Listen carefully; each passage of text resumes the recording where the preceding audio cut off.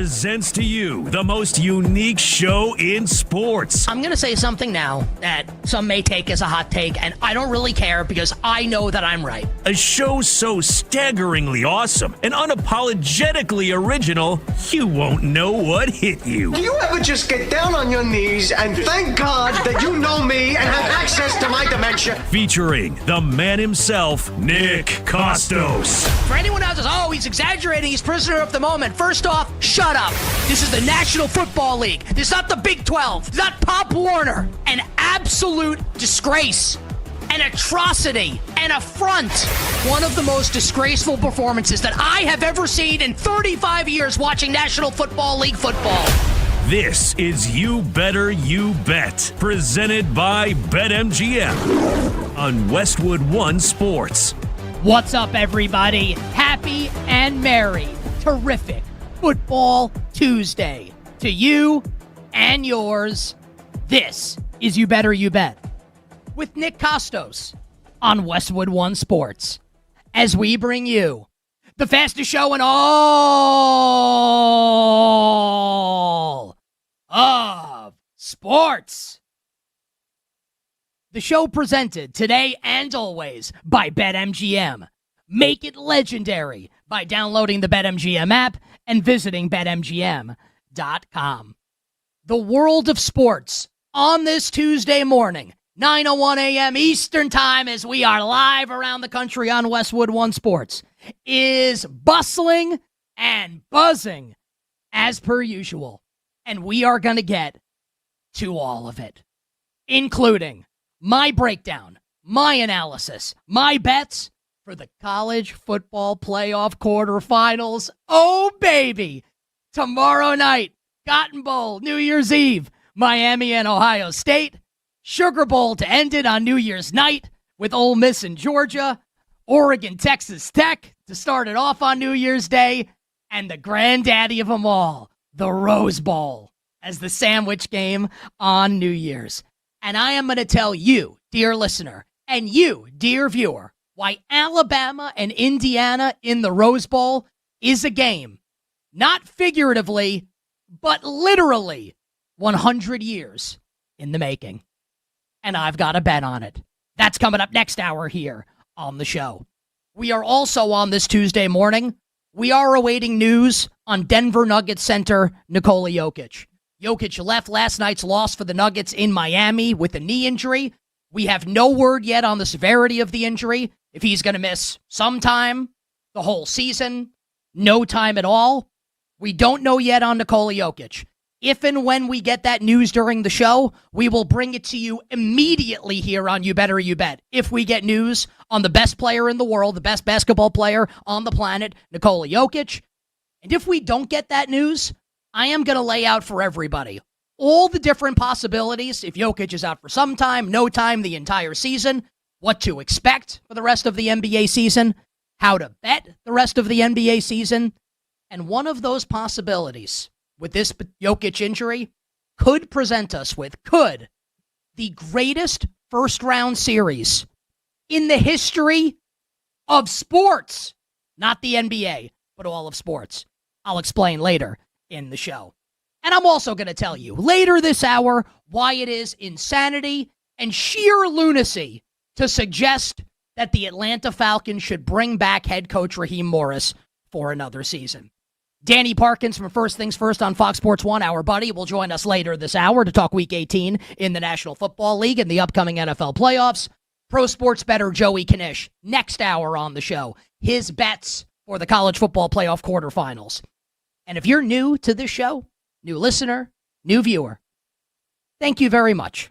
It's great to have you here. You Better You Bet with Nick Costos on Westwood One Sports. And you hear me say a pro sports bettor is going to join the show as a guest. You're probably thinking it's some mealy-mouthed, curtain-jerking jabroni who can't entertain and who's got a pocket protector with a calculator and a protractor, and he's going to tell you about geometry and algebra and calculus, giving you bets. No. You will be entertained by our friend Joey Knish when he joins us next hour here on You Better You Bet. But we begin terrific football Tuesday with the Los Angeles Rams, who somehow some way, managed to lose last night in Atlanta to the Falcons, 27-24. Now, you may recall, at the end of yesterday's show, I liked Atlanta. I bet Atlanta to cover the spread.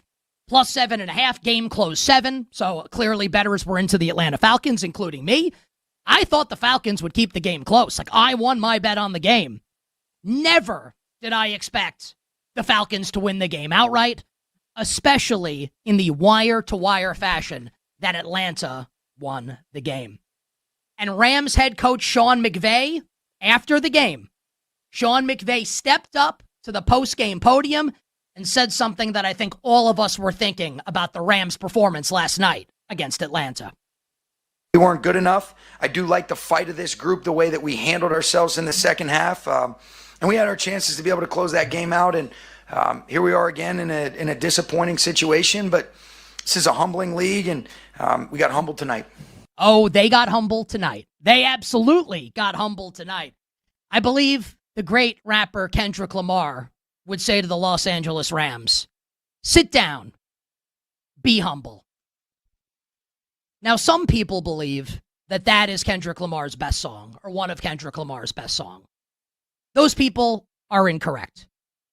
Kendrick Lamar's best song is Money Trees. And if you disagree, I don't really care. That's Kendrick Lamar's best song. And that's just how I feel. Yeah. My music opinion's better than yours. That's just how I feel.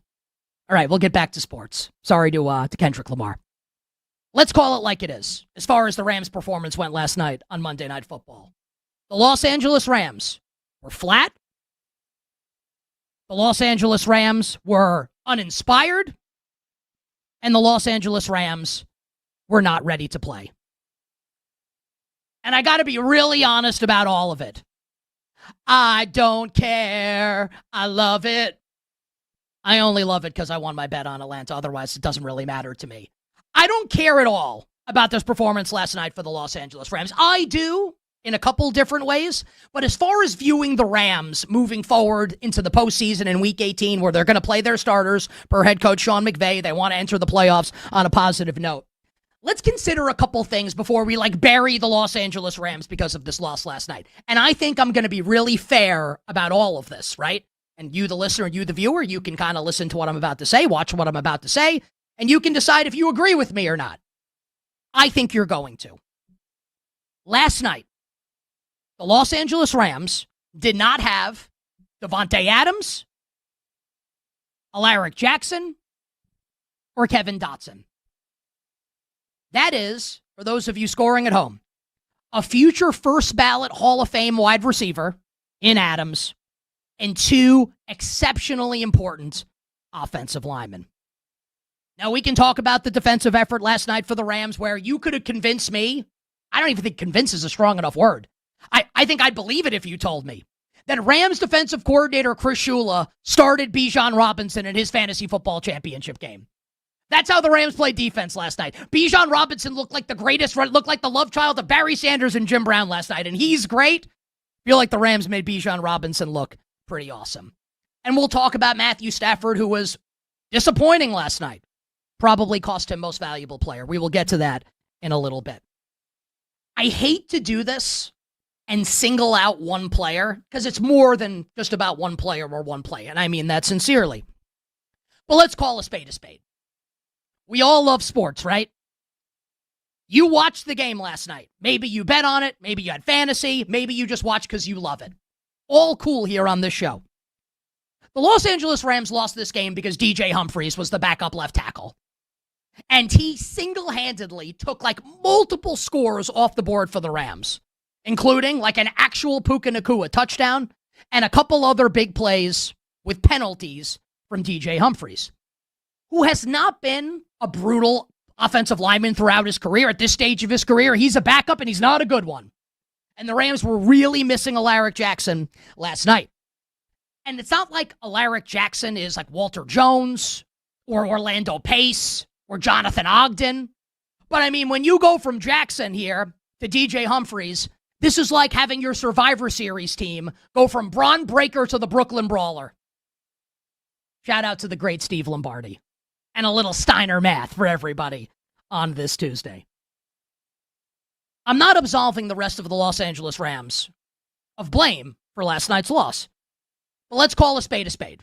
Let's be honest about it. If the Rams have, and you could say every team's injured, okay, but the Rams are going to get these guys back. If the Rams have Devontae Adams and they have the offensive linemen, they win this game last night. They win. And this is not sour grapes for me. I didn't bet the Rams. I bet Atlanta. I won my bet. I'm happy with the result. But we can still call it like we see it and tell the truth. If the Rams are fully healthy last night on offense, they win this game. Like they beat the Falcons. Maybe they don't cover the spread, but they win this game. So I don't want to get crazy right now and bury the Los Angeles Rams and tell you, well, like the Rams are screwed. They can't go to the Super Bowl now because of this game last night. It's an unfortunate result. They played poorly. They coached poorly. They got humbled. But for me, far from a death knell for the Los Angeles Rams. I'm not going to get crazy about it. They're not frauds. They're going to get Devontae back. They're going to get the offensive lineman back. Hell, we had Pete Prisco on the show yesterday, my friend from CBS Sports, longtime NFL writer and analyst. He brought up that the Rams' defense and secondary hasn't been the same since they lost Quentin Lake. Like, Quentin Lake's probably going to be back for the postseason for the LA Rams. And you, the listener, you, the viewer, you might not know who Quentin Lake is. That's okay. That's why I'm here to tell you. He's a really important part of this defense, and we're expecting Quentin Lake to be back for the Los Angeles Rams. I'm not going to get crazy about this loss because the Rams, to me, are, and maybe you disagree with this, and maybe I'll be wrong. That's the beauty of all of this. We're going to find out in the next couple weeks. The Rams are still, to me, one of the two best teams in the National Football Conference, along with the Philadelphia Eagles. I said I was not going to go crazy about the Rams' performance last night. But I am going to go crazy about what we might get on Wild Card Weekend. And perhaps you, the listener, and you, the viewer, perhaps you will as well, depending on your rooting interest and your betting interest. And for me, it's more of a betting interest, but that now turns into a rooting interest for yours truly, even as a lifelong fan of the New York Football Giants. Because if the season ended today, ... And to be clear, it doesn't. But if it did, and I'm going to run through a bunch of scenarios coming up for Week 18 and what we're probably going to get on Wild Card Weekend. If the season ended today, the 3-6 matchup, Wild Card Weekend in the NFC, is the 6 seed Los Angeles Rams visiting the 3 seed Philadelphia Eagles. I think these are the two best teams in the conference. They are likely to play, not definitely, but are probably going to meet in round 1. And one of the teams is going to get bounced, and this should be a matchup that every other team in the conference and in the NFL, if you're in the AFC, you should be rooting for this also. Get one of these two teams out on Wild Card Weekend. Get the Eagles out or get the Rams out as early as possible. And if you're someone like me, I led the show yesterday talking about the Eagles' win against the Bills, and I told you that I think the Eagles are going back to back. And I think the Eagles are going to win another Super Bowl because I think they've got the best defense, and I trust Jalen Hurts to not turn the ball over. This is a nightmare to have the Rams potentially coming into town. Rams can absolutely beat the Eagles. The Rams almost beat them in the snow in January in the divisional round in a postseason where the Eagles otherwise mashed everybody. Rams should have beaten the Eagles earlier this season, if not for the blocked field goal at the end. Shout out to Jordan Davis running that back to cover the spread for yours truly in that game. Nightmare scenario if you bet the Philadelphia Eagles or if you're a Philadelphia Eagles fan.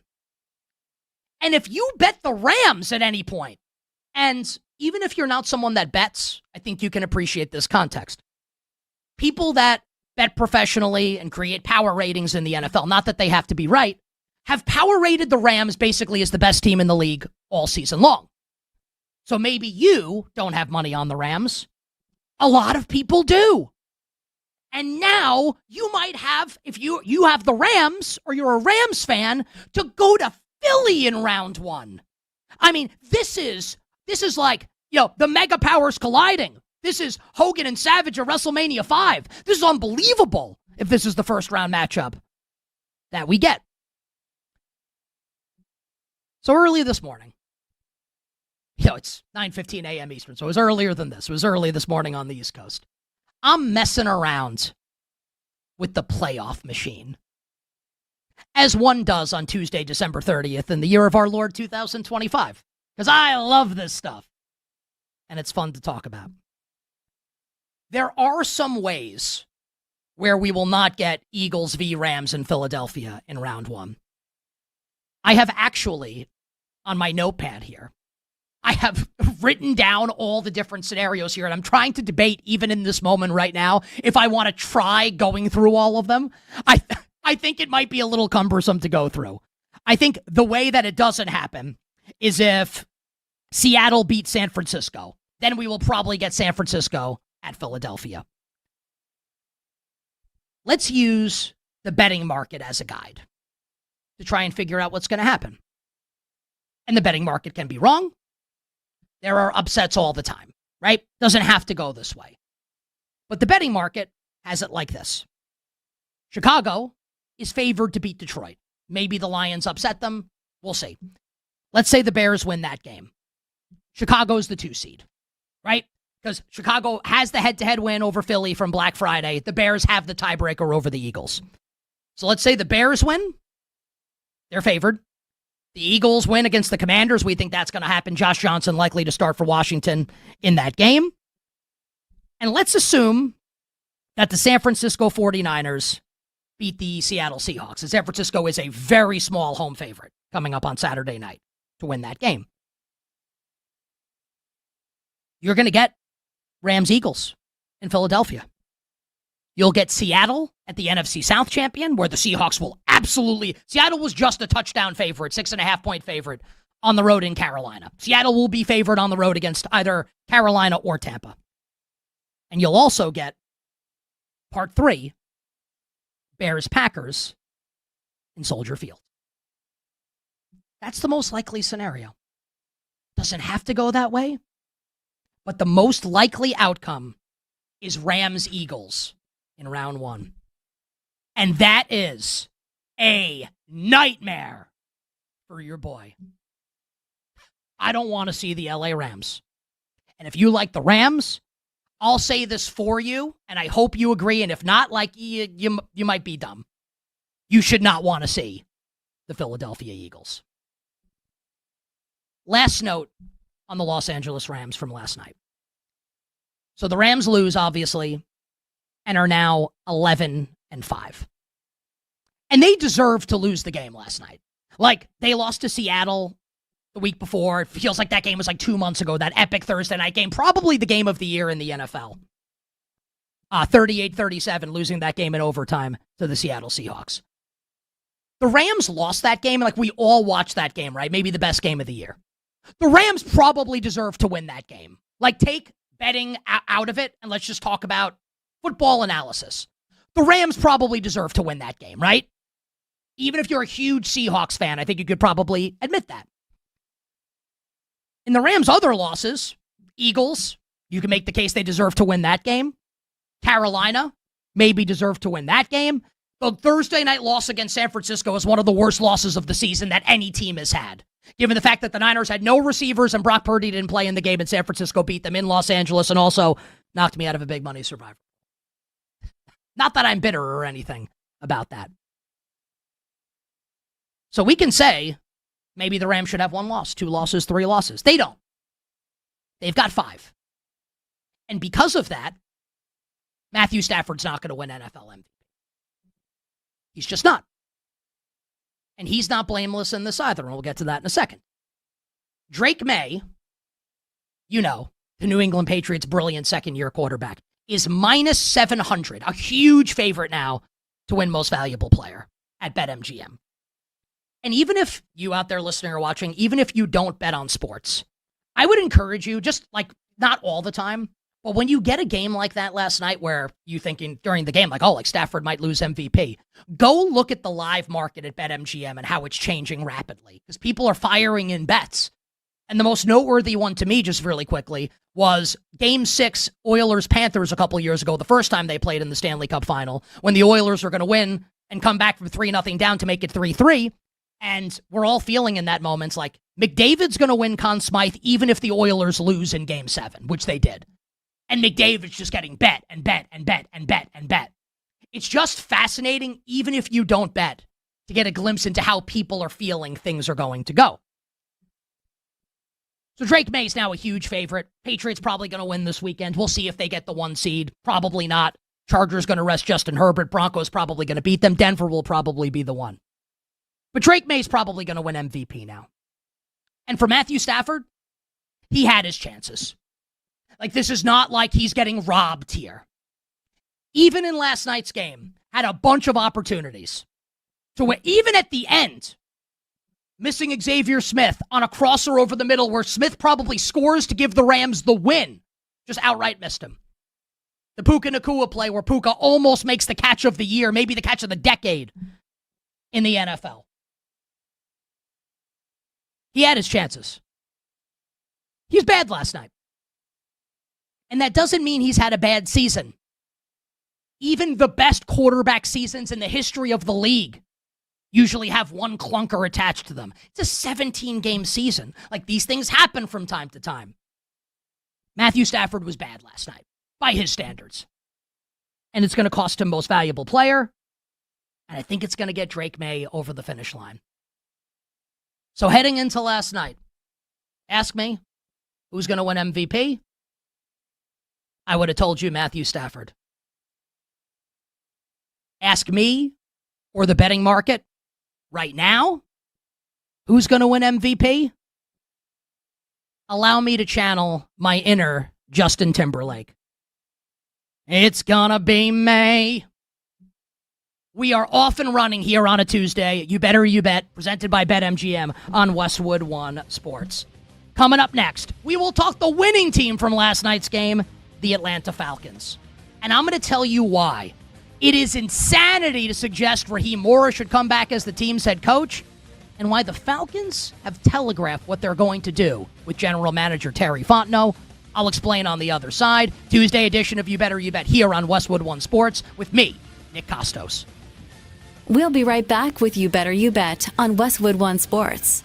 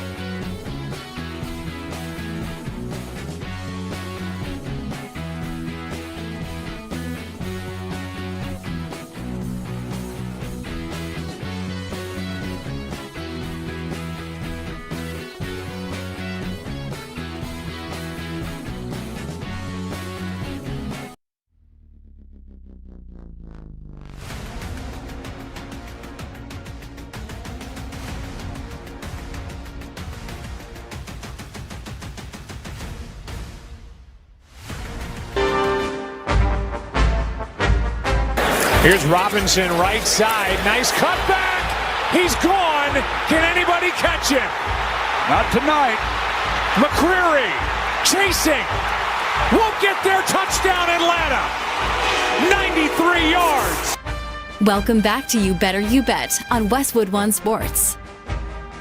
Bijan Robinson, Christian McCaffrey, Derrick Henry, a lot of the big hitters getting it done for you in your fantasy football championship games. Bijan Robinson, absolute monster last night for the Falcons.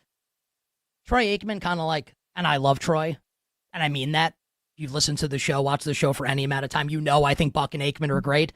They were kind of like doing PR a little bit for Bijan and the Falcons. I'm not actually saying they were, but this was like a very pro-Falcons broadcast. All good. Just saying. We'll talk about the future of the Atlanta Falcons in a moment. I want to give a shout out to a couple of our new listeners on YouTube. And I said this yesterday, and as part of like this new iteration of the show, You Better You Bet with me, Nick Costos, Westwood One Sports, and this new time slot. Follow me on socials, by the way, at the Costos on Twitter and Instagram. We're going to do far more interaction with listeners and viewers, YouTube, text line, call line as we move forward into 2026. Want to give a shout out to Chris Camacho on YouTube and Michael Higginbotham, which I think is Shawn Michaels' real name, like the pro wrestling legend. I don't know if he is the pro wrestling legend, but Michael, shout out to you, shout out to Chris, and all the new listeners and viewers, and the real ones alike, tuning into the show here nationwide on this Tuesday. So the Atlanta Falcons have won 3 straight games in a lost season and are now 7-9. And 4-1 in primetime games this year. Like, if you just watched NFL primetime games, you would think the Falcons are like one of the best teams in the league, which they obviously are not. And Raheem Morris, I thought, had a great quote to Laura Rutledge of ESPN going into halftime last night when he said, "We messed up the season, but like the second part of the quote doesn't even matter. Like, we're playing hard, whatever." He knows they messed up, and he's trying to do PR to keep his job. And I want to be really clear here.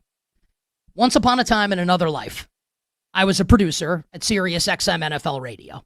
And Raheem Morris at the time was the head coach of the Tampa Bay Buccaneers and used to come on the show that I produced. I used to talk to him like quite a bit. Not like we were best friends, but talk to him, a couple times a week. One of the nicest guys in the world. You will not hear anyone ever say a bad thing about Raheem Morris. But the idea that he should come back as Falcons head coach is ridiculous. Because they've won some meaningless games at the end of the year. I know they beat the Rams last night. Like, the Rams didn't have Devontae Adams and 2 of their offensive linemen. This is like in real life, if your girlfriend cheats on you, or your boyfriend cheats on you, whatever. Your girl cheats on you. And you're like, oh, let's see how this goes. And then you have like a nice Christmas season. Maybe you bring your girl to your grandfather's house for Christmas. Maybe this was me once upon a time. Maybe not. And you try and talk yourself into, well, the last month has gone great. Maybe we should keep this going. But deep down in your heart of hearts, she's no good. And it's just a matter of time before it goes south. Raheem Morris, nice guy, not a good head coach. And you can be happy with how this season has ended. And you can praise the Falcons for playing hard while also acknowledging that what's in the best interest of this team moving forward is a break with the head coach and a break with the overmatched general manager, Terry Fontenot. Terry Fontenot has been the GM of the Falcons since 2021. 0 winning seasons. Signed Kirk Cousins to a $100 million deal and then drafted Michael Penix Jr. He's objectively a terrible general manager. How about the report from Fox's Jay Glazer over the weekend that Arthur Blank, Falcons owner, and the team have had talks with Falcons legendary quarterback and current NFL on CBS analyst Matt Ryan about joining the front office? Let's go back in time almost 4 years. March 2022. When the Atlanta Falcons, despite having Matt Ryan under contract, very publicly flirted, more than flirting, tried to get with Deshaun Watson before the Browns gave him all that guaranteed money. Souring Matt Ryan to the point that he asked out, and the Falcons unceremoniously traded him to the Indianapolis Colts, where Matt Ryan finished his career. Do people really think if Matt Ryan joins this team that Terry Fontenot is keeping his job? Give me a break. The biggest question for the Atlanta Falcons, and this is for another time, it's not Raheem Morris, it's not Terry Fontenot. They should both be out of a job. It's what do you do with disappointing, soon-to-be third-year quarterback, Michael Penix Jr.? Is he the guy or not? That is a story for the offseason. And just a quick betting note on this weekend, and we'll talk more about how this game impacts the NFC South Championship later in the show. The Falcons are 3-point home favorites on Sunday against Tyler Shuck and the New Orleans Saints. We don't need to wait until Friday or Sunday to give you a bet for that game. The Saints are going to win outright. On the other side, we'll be joined by Danny Parkins from First Things First on Fox Sports 1. And I'm going to ask Danny, round 3, Bears-Packers, Soldier Field. Who do you got? Next. We'll be right back with You Better You Bet on Westwood One Sports.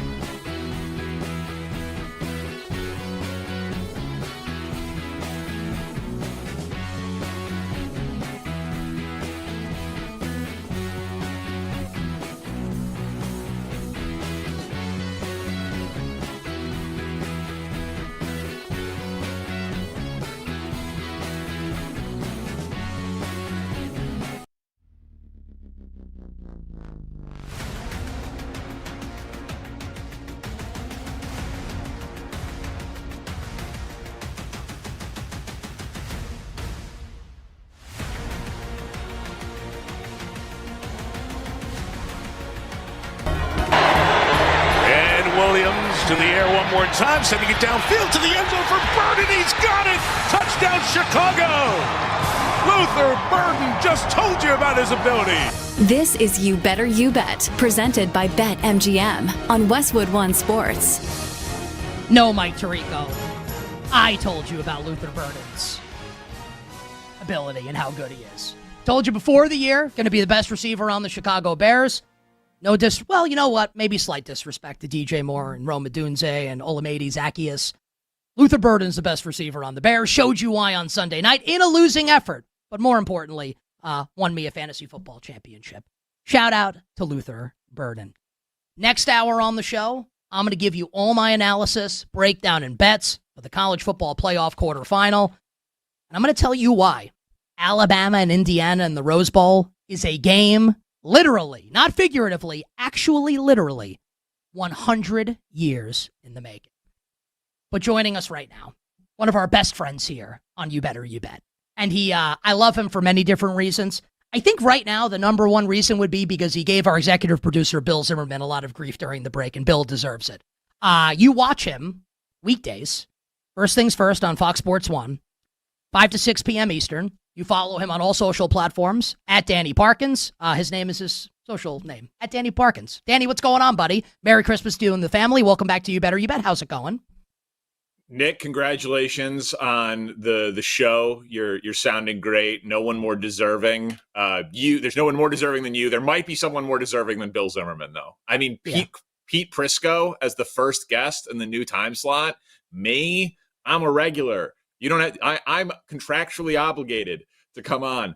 Book a guest. Hit a home run. Swing for the fences. Give me a name. Let's go, Bill. Let's go. Time to lock in. This is the big leagues here. Let's go. I'd kind of want to give Bill an opportunity to defend himself, but there's no defending it. There's no defending it. Bill sucks. He knows. And he said he sucks. He's just off. He's baseball players. It's like, oh wow, you can start a series slow. You can go 0 for 6 in your first 2 games. It's like, are you a bad player? No, it's a long series, hopefully, but let's go. We got to step it up. A lot of pressure. And I booked Pete Prisco. Yeah, I know. Bill didn't even. Well, yeah. You could even make the argument. I don't think Bill's actually done anything yet. We're almost. Wow. I mean, just you took it. I was happy to do it off air. But I pick at the scabs. Well, yeah, you coddle. Yeah, I'm an instigator. Yeah. And then you bring it to the air, and then it's radio. So now there's a little drama. And is it real, fake? And in this case, it's real. Oh well, listen. The two things can be true. I love Bill. Yeah. Bill will never leave the show as long as I have my way. Also, he's kind of sucked so far. Well, both things, and I love him. Both things can be true. Bill, I love you. Also, you suck. I got one follow-up question. If he has sucked so far, how have you been? Oh, I think I've been great. Okay, yeah. I think he would agree. I think he would agree with that. Bill, Bill, I would like to hear from you here. Bill, is that a fair assessment that you have stunk and I have been great? And you can be honest. You can say if you disagree. It's okay. Oh yeah, I haven't done much so far. But again, you don't want to be Pete Crow Armstrong. You don't want to peak in May. You want to peak in the postseason. We're building to October here. Are we? Well, it is the end of the NFL season. We are gearing up for the NFL playoffs. So it's a pretty big time of year. But okay, let's talk sports. Let's go ahead. Well, we'll knock everyone's socks off in January. All right, thank you, Bill. Thank you very much. We'll get to sports in a second, Danny, but we were talking just about like Christmas off air just now. And you were talking about how you got your wife a more expensive present than she got you, and I think obviously it's kind of like it's kind of how marriage works. I had a moment on Christmas Eve where I realized that I did not get my wife a card, and I freaked out.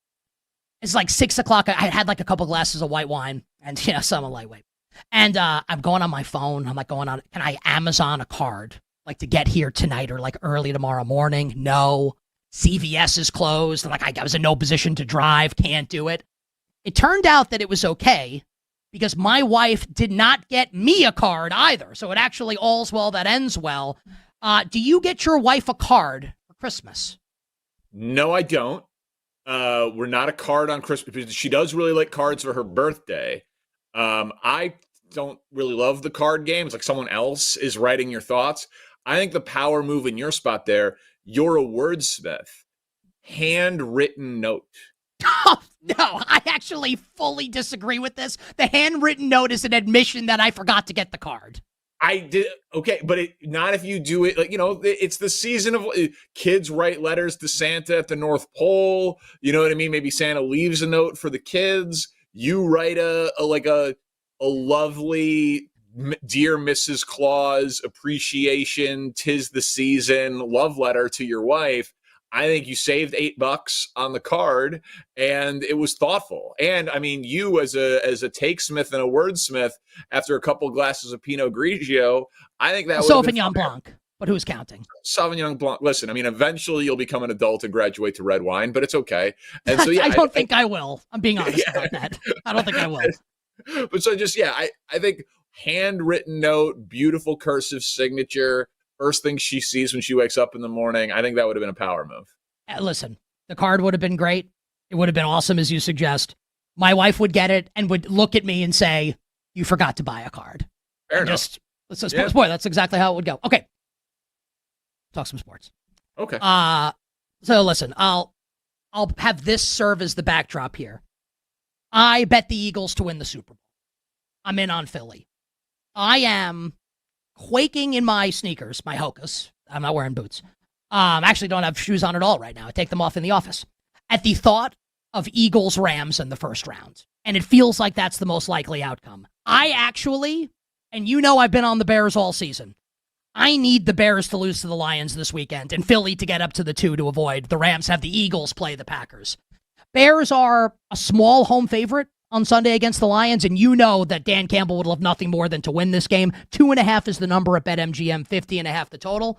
Do you think the Bears win and clinch the 2 seed, Danny, coming up on Sunday? How do you see the game playing out? I do. I think the Bears, Ben Johnson said they're playing to win. I don't think there's any reason for them not to. It's been like a weird debate in Chicago of whether or not they should rest guys or not. I'm like, there's a tangible difference between the 2 seed and the 3 seed. Like if you're the 2 seed, you're guaranteed 2 home playoff games, and you've got a real shot at hosting the NFC Championship. I see no argument to sit guys for the 3. Like if someone is hurt, then fine. So, like if Roma Dunze needs an extra week, that's one thing. But like playing Tyson Bagent instead of Caleb Williams would be ridiculous. And while this is not Dan Campbell's makeup, there is a difference between next year having to play like the Arizona Cardinals and the New York Giants and a 4th place schedule than a 3rd place schedule having the Commanders and the Rams and teams like that on it. So I don't know if Dan Campbell has that in his DNA, but I do think organizationally it's in the Lions' best interest to lose. And I know organizationally it's in the Bears' best interest to win. You add in that the Bears were embarrassed by the Lions in week 2. Revenge. You said Dan Campbell would love nothing more than to beat Ben Johnson. Ben Johnson would definitely love nothing more than to avenge that week 2 game and beat the Lions. So I just think for a whole host of reasons, the Bears get this one done. You better, you bet. Westwood One Sports. Nick Costos, along with Danny Parkins from First Things First on Fox Sports 1 on this Tuesday. He is on social media at Danny Parkins. And I think, Danny, like the other tangible benefit, and this will sound, I'm not a Bears fan, but I try and put myself into like the shoes of a Bears fan like you, right, who grew up in Chicago. Yeah. The thought of having to face the Packers in the playoffs as a Bears fan, you think back to BJ Raji and Caleb Haney in the 2010 NFC Championship game, right, would probably make me a little nervous if I were a Bears fan. But I'm not one. And I'm looking at this objectively. Would I rather play, if I'm the Bears, like this version of Green Bay, like limping to the finish, or like the Rams or the Niners? It's not even close. I'd rather play Green Bay. I'm going to like Chicago, Danny, if that's the matchup. Give me your feeling there, Bears-Packers, if that's the matchup, and what you're feeling about it. Yeah, there's no question that objectively, like it is true. That is an easier football matchup if you get the Packers at home than either of those NFC West opponents. I think that is just, I think 100 football fans would agree. The only thing I will say is that for my entire life, I mean, I remember watching football starting in 1992, which was Brett Favre and the Packers at the beginning. The Bears are Harbaugh, your quarterback then? Harbaugh's the quarterback then? Yeah. Exactly. The Bears are 16-52 against the Packers since I've been watching football and remembering football. And the Packers have always had the better quarterback, and it has been a rivalry in the same way that a hammer has a rivalry with a nail, and the Bears have been the nail. So losing to the Packers as the 2 seed in Chicago to get eliminated is a doomsday scenario. Like, it's the only, like, this has been an A-plus season for the Bears. Nailed the coach, nailed the quarterback, a year ahead of schedule, can win shootouts, exciting offensive football, limitless potential for the next decade for Chicago Bears football. The only way there is even a tinge of disappointment attached to this season is if the Packers eliminate you when they are so banged up. Flip side is you get to exercise some of those demons. Ben Johnson talked trash to Matt LaFleur when he got hired, said he loves beating Matt LaFleur twice a year. He would actually get a shot to beat him twice this year if the Bears win it. And like you said, I do think it's their best path to making a deeper run in the playoffs. So I want the Packers. I would like the Bears in a matchup with the Packers, but I cannot deny the fan downside, like the emotional downside. Losing to the Niners or Rams is infinitely less painful than losing to the Packers, but you play to win the game. Could be worse from a fan perspective. Your team could potentially be bringing back a general manager for a 5th year when you've had the worst team in the league basically the entire time that he's been there. As a New York Football Giants fan, Eagles beat the Bills on Sunday. I think the Eagles are going to go back-to-back.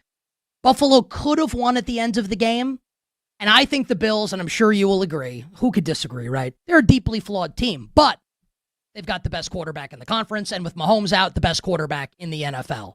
Where are you at on Buffalo entering the postseason here? And we'll see if Josh Allen and company play this week for the Bills. Deeply flawed team is accurate, right? I did think evaluating Philly's defense in that game to me was easy. It's like, oh, maybe I'm wrong and Houston isn't the best defense in football. Maybe Philly is the best defense in football. And since their bye week in week 9, they've gotten a little healthier. They are. They're the number 1 points allowed defense since week 9, and they're number 2 in terms of passer rating against. So Philly's defense, the second half of the season, has been, by a lot of metrics, the best defense in football. I am a little bit of a harder time about, did the Bills defense have an impressive game? They did hold Philly to 0 completions in a half, which oddly is the second time this year Philly has had 0 completions in a half. Philly's offense is broken, but what did everybody say about the Bills defense? Their run defense is bad. What was going well for Philadelphia leading into the game? Saquon Barkley. Granted, it was against Washington and Vegas and that sort of thing, but it was like, I expected Philly to have a much easier time with Buffalo. So like, if you would have said the Bills would have a 2-point conversion to win a game 14-13 against Philly, I would have thought multiple injuries for Philly. Like, I have to be open to the possibility that was an improved defensive performance from Buffalo that we're going to see going forward. Not that they're fixed, not that they're great, not that they're top 10 or anything like that, but just that they're not bottom 5 objectively terrible. So you love Cook, you love the offensive line, you obviously trust Josh Allen.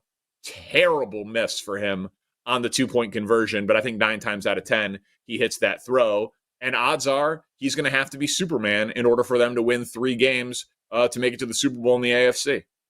30 seconds to go. Pencil, not pen answer. Reserve the right to change your mind, like tomorrow if you want to, next week on the show. Yeah. Who's going to win the Super Bowl? I think the Rams. I still just think that the Rams are the most complete team. And so if I had to pick it, I would. There's a lot of inexperience out there. Stafford isn't inexperienced. McVay, playmakers on defense, above average pass rush. Don't love the path as much, obviously, based on the last 2 weeks. But if again, you said pencil, not gun to the head, which I appreciate. It's a much kinder analogy or metaphor. But I will. So I will say the Rams, though it's obviously not where my heart lies. And they think they're gonna get Quinton Lake back in the secondary. Not as big a name as Devontae Adams, obviously, but makes a tremendous difference for the Rams on the defensive side of the ball. My friends, I love you. I appreciate you. And I always love when you bash Bill Zimmerman. Happy New Year. I'll talk to you in 26. Can't wait, buddy. And there's more of that where that goes around. But I'll have some for you next week. I'll roast you next week. I'm looking forward to it. And maybe IU as well. We'll have a little Comedy Central routine here coming up next week on the show. Perfect. Danny Parkins, First Things First, Fox Sports 1, weekdays, 5 to 6 p.m. Eastern Time. Hour 1 done. Hour 2 for you coming up on the other side. and we will begin hour number 2 with all of my analysis, bets, and breakdown for the college football playoff quarterfinals. You better you bet. Nick Costos, Westwood One Sports, presented by BetMGM. We'll be right back with You Better You Bet on Westwood One Sports.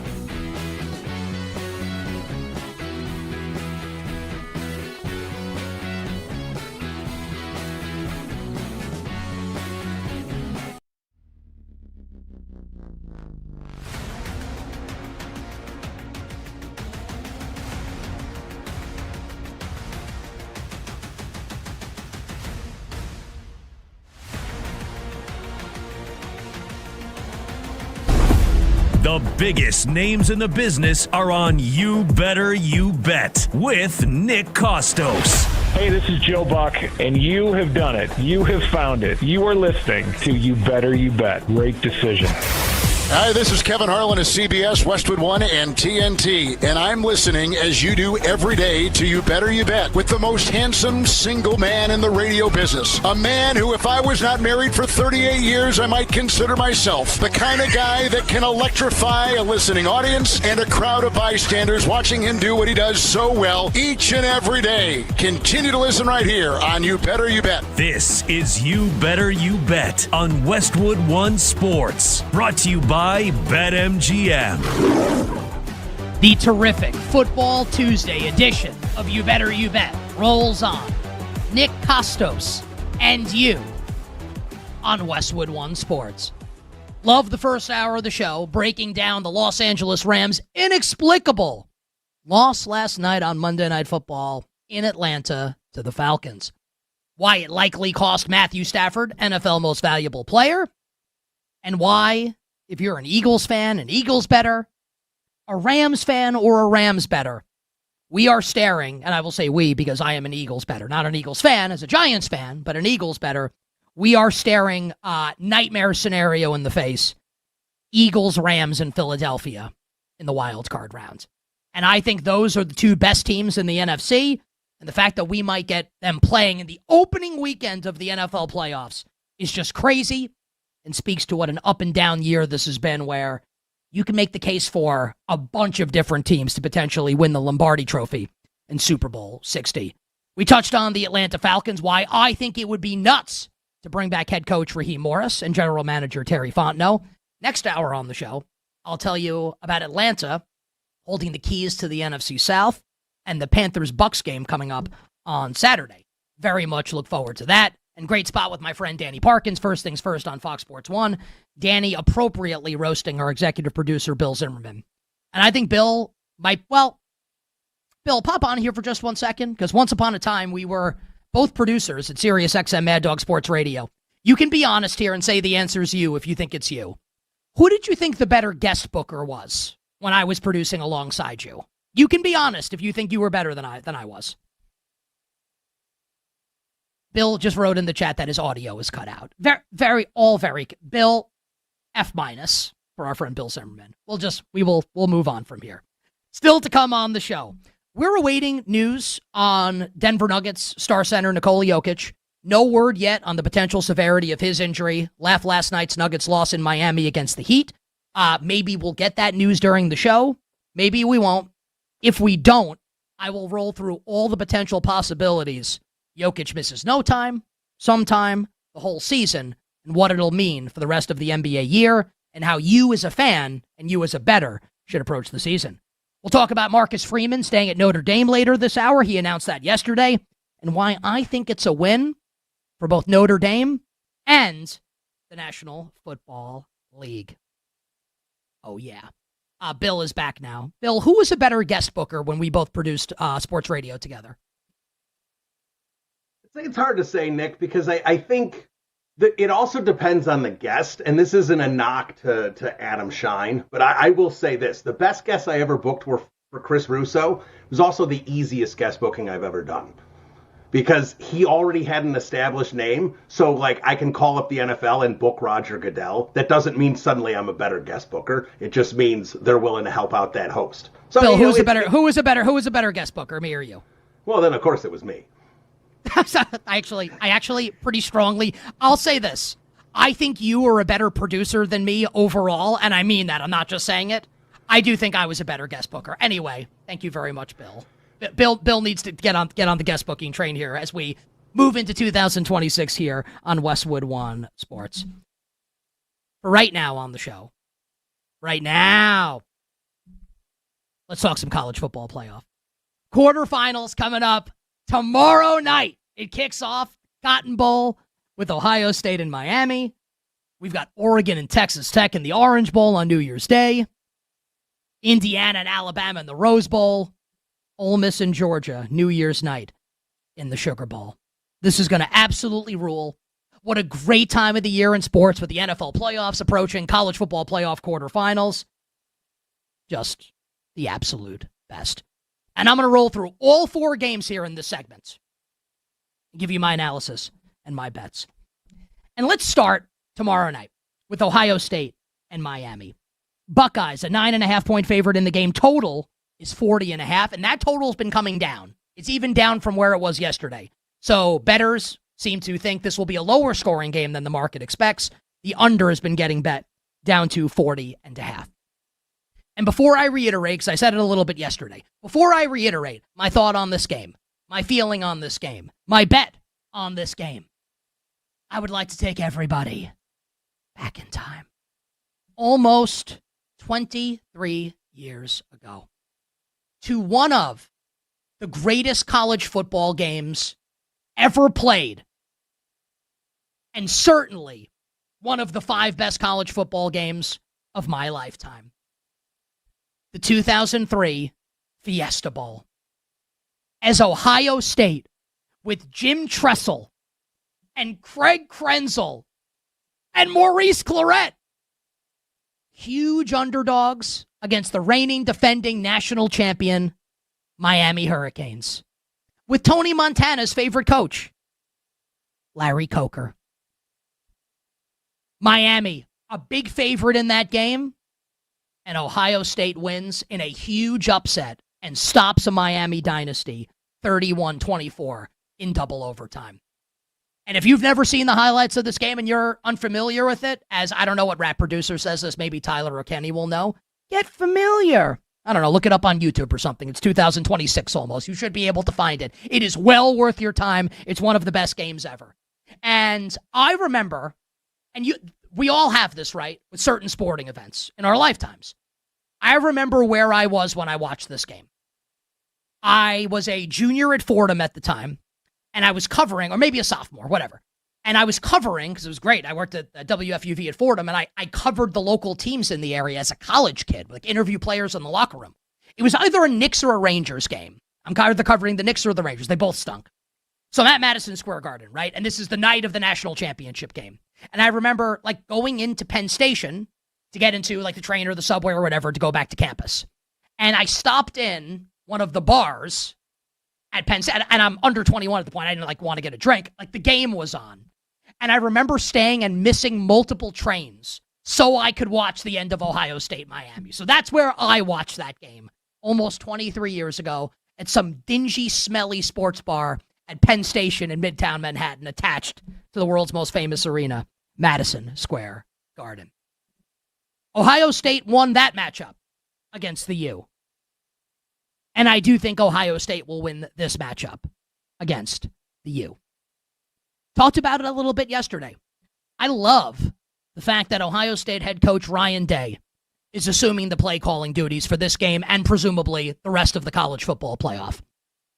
Offensive coordinator Brian Hartline has taken the job at South Florida. Like this, the whole, I don't want to do a whole thing here on how broken the college football system is. College basketball also, we'll get to that a little later this hour as well. The portal literally opens in a couple days.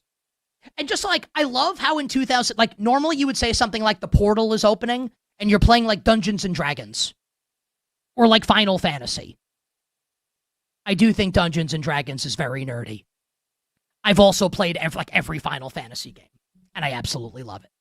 So the portal's opening in a couple days. So you'll forgive someone like Brian Hartline because his mind might not be totally on it with Ohio State.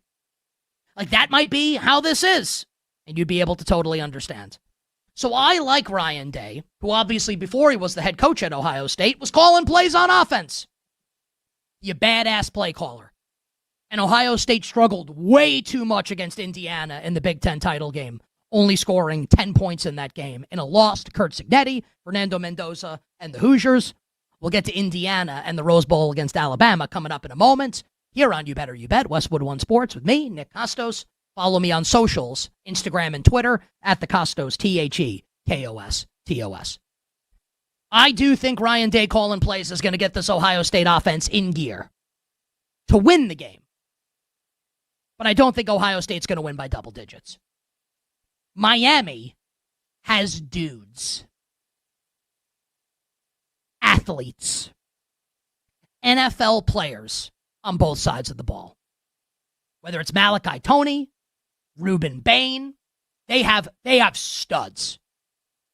Now, Mario Cristobal is not a good in-game coach. And I don't even think it's an insult to say that. Like, everyone knows he's not a good in-game coach. Great recruiter, great culture builder, seems like a nice guy. He is not a good coach. He's just not. Terrible in-game decision maker. And Carson Beck, if they lose the game, maybe we'll say, soy un perdedor. He's not a loser. I guess we can call college players losers now, since they're getting paid more money than we are to do our jobs. But that's a story for another time. Do I think Miami's defense can keep this game within shouting distance? Yes. Do I think Miami will win? No. Give me Miami plus the points, like Ohio State to win the game. I do think Ohio State will win the national championship.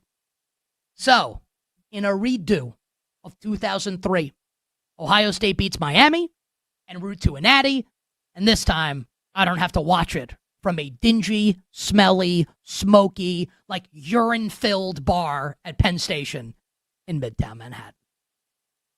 We move to 2026. Noon. Orange Bowl, where Oregon is going to be on like a 9 a.m. body clock for them. just worth noting. The Oregon Ducks, off the annihilation of James, and yes, James Madison scored a bunch in the second half. Oregon destroyed James Madison in that game. And if you bet Oregon, you probably don't care because they didn't cover. But still, just saying. Oregon, a 2.5-point favorite against Big 12 champion Texas Tech. Total in the game is 51.5. I love this matchup. And it's probably the least sexy of the 4 matchups in the quarterfinals. I think it's so fun to think about and really, really fun to handicap. Because in Texas Tech, you have a team, like the best team money can buy. Literally went into the portal last year like a poor guy who just won the lottery who's walking into like a really expensive shopping mall. It's buying everything on the shelf. Completely rebuilt this roster in the portal. And credit to Texas Tech and McGuire and the program building that, you can go shopping and you can build what Vince Young famously called once upon a time, dream team. And you can miss the playoffs. Texas Tech won the Big 12 and earned the top 4 seed. That's a credit to the Red Raiders and the culture that Texas Tech has built. Texas Tech has barely played in a close game this season. Lost to Arizona State. And every other game that they've played in, their 12 wins, have all been by 20 points or more. So what happens then if Dante Moore? I don't know why I did that like James Bond. If Dante Moore plays well enough to keep it close. We literally haven't seen Texas Tech in this scenario all season where the game is close. Texas Tech quarterback Baron Morton's not 100%. How do I know? He's telling you he's not 100%. And yes, the Texas Tech run defense is awesome. Best in the country by any metric. Best in the country. Is Oregon going to be able to run the ball on them? I'm not sure. But here's what I do know. I don't think Texas Tech is marching up and down and scoring 1 billion points on Oregon's defense. I do expect the game to be close. I don't think Oregon's going to win in a blowout or vice versa. The difference in the game, to me, is Dante Moore. And it's possible, and I know we'll get to Fernando Mendoza in a second, and Mendoza's kind of being bandied about as like the number 1 overall pick in the NFL draft next year, probably to the Raiders, by virtue of their Tank Bowl win, a.k.a. loss against my Giants. You look at any mock draft, and I'm not talking about like when I used to write them for Bleacher Report after a bong hit, like in my old apartment in Astoria. I'm talking like real reputable mock drafters, right? Like people you respect, the Dane Bruglers of the world. They all have Dante Moore in like the top 2, the top 5. Like he's in the same breath, mentioned in the same breath as Fernando Mendoza. And if this game is going to be close, I'm going to trust the first round pick in the NFL, the top 10, the top 5, maybe number 1 overall, top 5 pick in the NFL draft to get it done. I'll trust Dante Moore. I'll trust Oregon. And out of the 4 teams that won in the first rounds of the college football playoff, Oregon, Miami, Ole Miss, and Alabama. Oregon is the one that I think has the clearest path to be this year's Ohio State, who won in the first round last year and obviously went on to win the national championship and could coincidentally, ironically, beat Oregon in the Rose Bowl en route to winning. So I think Oregon's got a path here. Got to get past Texas Tech. I expect them to do so behind heroics from star quarterback, future first-round NFL draft pick, Dante Moore. Give me Oregon, quack, quack, MFers, minus 140 on the money line at BetMGM. The granddaddy of them all, the Rose Bowl. How crazy is this? You know, there's a great yacht rock song. They say it never rains in Southern California, but when it does, it pours. Man, it pours. There may be like big time rain at the Rose Bowl in Southern California on New Year's. Just something to think about. Like, and obviously weather is very fickle. Just something to think about that there may be like potential like torrential rains during the Rose Bowl on New Year's Day, which is Thursday. I had to think about that for a second. And India, imagine this. Like, forget about 10 years ago, 30 years ago. How about 2 years ago? Indiana will be a touchdown favorite against Alabama in a playoff game. You'd be like, in what sport? Basketball? It wouldn't even be the case in basketball. Would they know it's in Alabama? What a turnaround by Curt Cignetti and this Indiana program. And the juxtaposition with Cignetti and DeBoer is unbelievable, right? With Cignetti, the unheralded coach who comes to Indiana and promises that he's going to turn them around. Google me. I win. And DeBoer, who takes Washington to the national championship game with much fanfare, hired as the replacement for Nick Saban. And Cignetti's the one that enters this game as the clear favorite. And with what the betting market is saying is not just a better team, but like better by a pretty good margin than Alabama. Wild, wild times. Now, I mentioned a couple times in the first hour that this is a game literally 100 years in the making. In 1926, Alabama beat Washington in the Rose Bowl, 20-19, which coincidentally is the final score when the Giants beat the Bills in Super Bowl 25 on January 27th, 1991, on a Scott Norwood missed field goal. A great day in the life of young Nick Costos. That was a great day in the life of Alabama, because that win signified that Alabama and teams in the South can compete. Like, that's what it meant, and you can look this up. I did, to make sure I had it right. Fast forward 100 years later, and Bama once again enters the Rose Bowl as an underdog, this time to Indiana. It's amazing how these things work. Indiana being favored in this game, if you're of a certain age, and you might have to be like around my age to really appreciate this, this would be like if like Screech were somehow the favorite to date Kelly Kapowski over Zach Morris. Like, how is this even possible for Indiana to be favored over Alabama in football? And it is very, very deserved. And I think that a lot of people will see, and I was talking to some of my friends last night who like love to bet, love sports. As you might imagine, I love sports, and my friends, most of my friends do also. They're going to see, and you will see, you the listener, you the viewer, Bama +7. You're like, oh my God, I get 7 points with Alabama? Okay. Alabama can't run the ball. They can't. They cannot run. And when you pressure Bama quarterback Ty Simpson, bad things happen. Curt Cignetti knows Bama can't run. I think that they're going to sell out to rush the passer.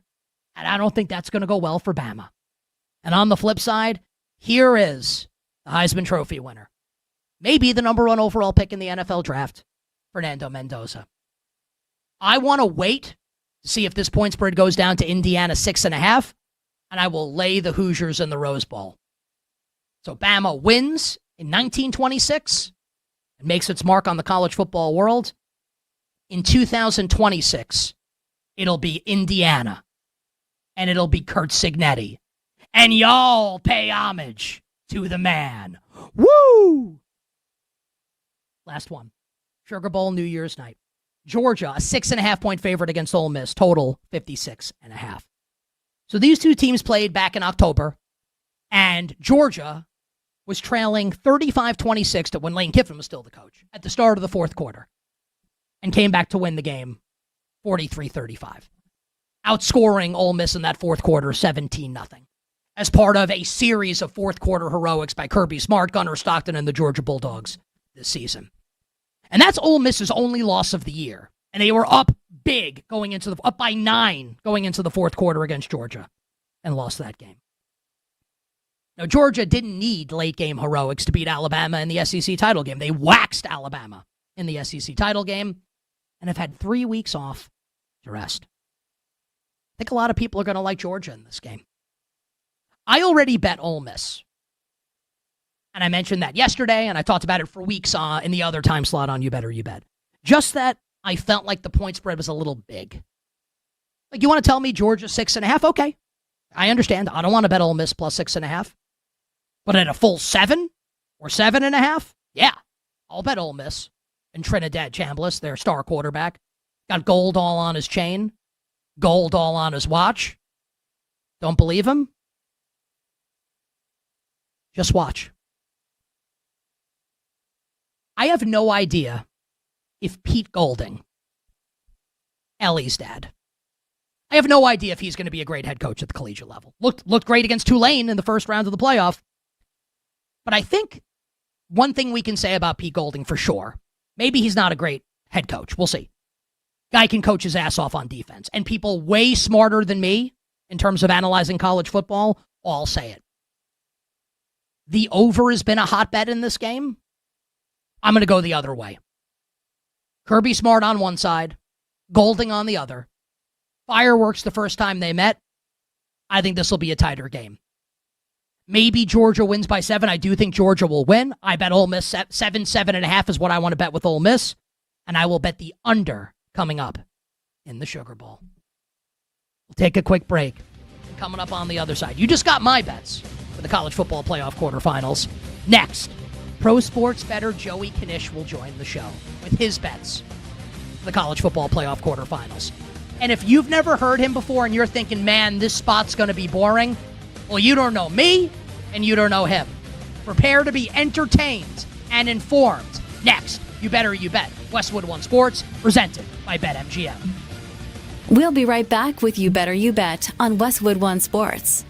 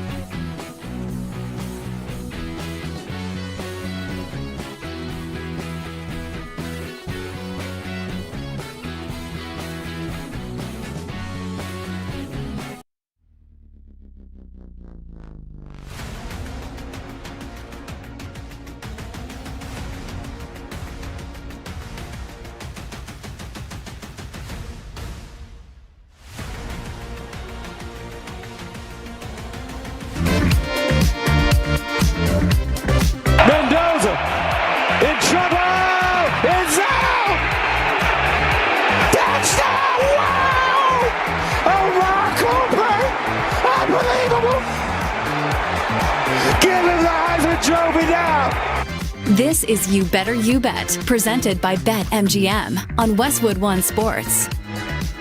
The great Gus Johnson with the call earlier this season. One of Fernando Mendoza's Heisman moments. I guess the main one is Indiana beats Penn State in Happy Valley. Can we just, I'm off for a couple days after this. I'm in a great mood today. I'd love to hear, Kenny, that unbelievable call from Gus Johnson, in the words of our friends Daft Punk, one more time. Mendoza in trouble! It's out! Touchdown! Wow! A miracle play! Unbelievable! Give him the Heisman Trophy now! To think there are some morons out there. Morons who don't like when Gus Johnson gets excited. These are the same people that probably hate Christmas, hate pizza, hate puppies. Imagine hating yourself so much that you can't find joy in Gus Johnson voice breaking like he's 12 years old going through puberty after a great college football play. I know that our guest joining us right now feels the same way. And I want to say this before we bring him up. I want him to hear me say this, because we are now on Westwood One Sports with way more distribution than we had on the old show in this new time slot. And I've said a couple times, pro sports bettor Joey Knish is about to join us. And you might be listening or watching, if you're not an older listener or viewer, you know that this is about to be great. You might be thinking, oh my God, here's some mathematician to come on and bore us to death about point spreads and math and all this nonsense. No, you're about to be very entertained. So hopefully, Knish, you won't let me in the audience down here.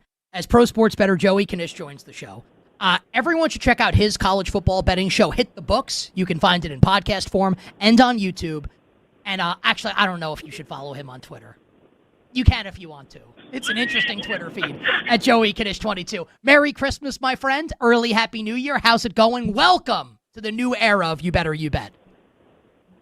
Nikki K, baby, new show, new era, new year, and I'm hearing all the cowards, McAfee, they're all shaking in their boots at the thought of Nikki K in primetime, daytime slot, baby. Can't wait. Looking forward to the new era of YB taking over the world. The check's in the mail. I appreciate that very much. Now, if you're new, you obviously wouldn't know this, so I'll tell you. Our friend Joey Knish is from Michigan, right? And he's a Lions fan, and he's a huge fan of the Michigan Wolverines. So before we get to the college football playoff games, Knish, I haven't spoken to you. I'm guessing you like the Kyle Whittingham hire, but we haven't spoken about it.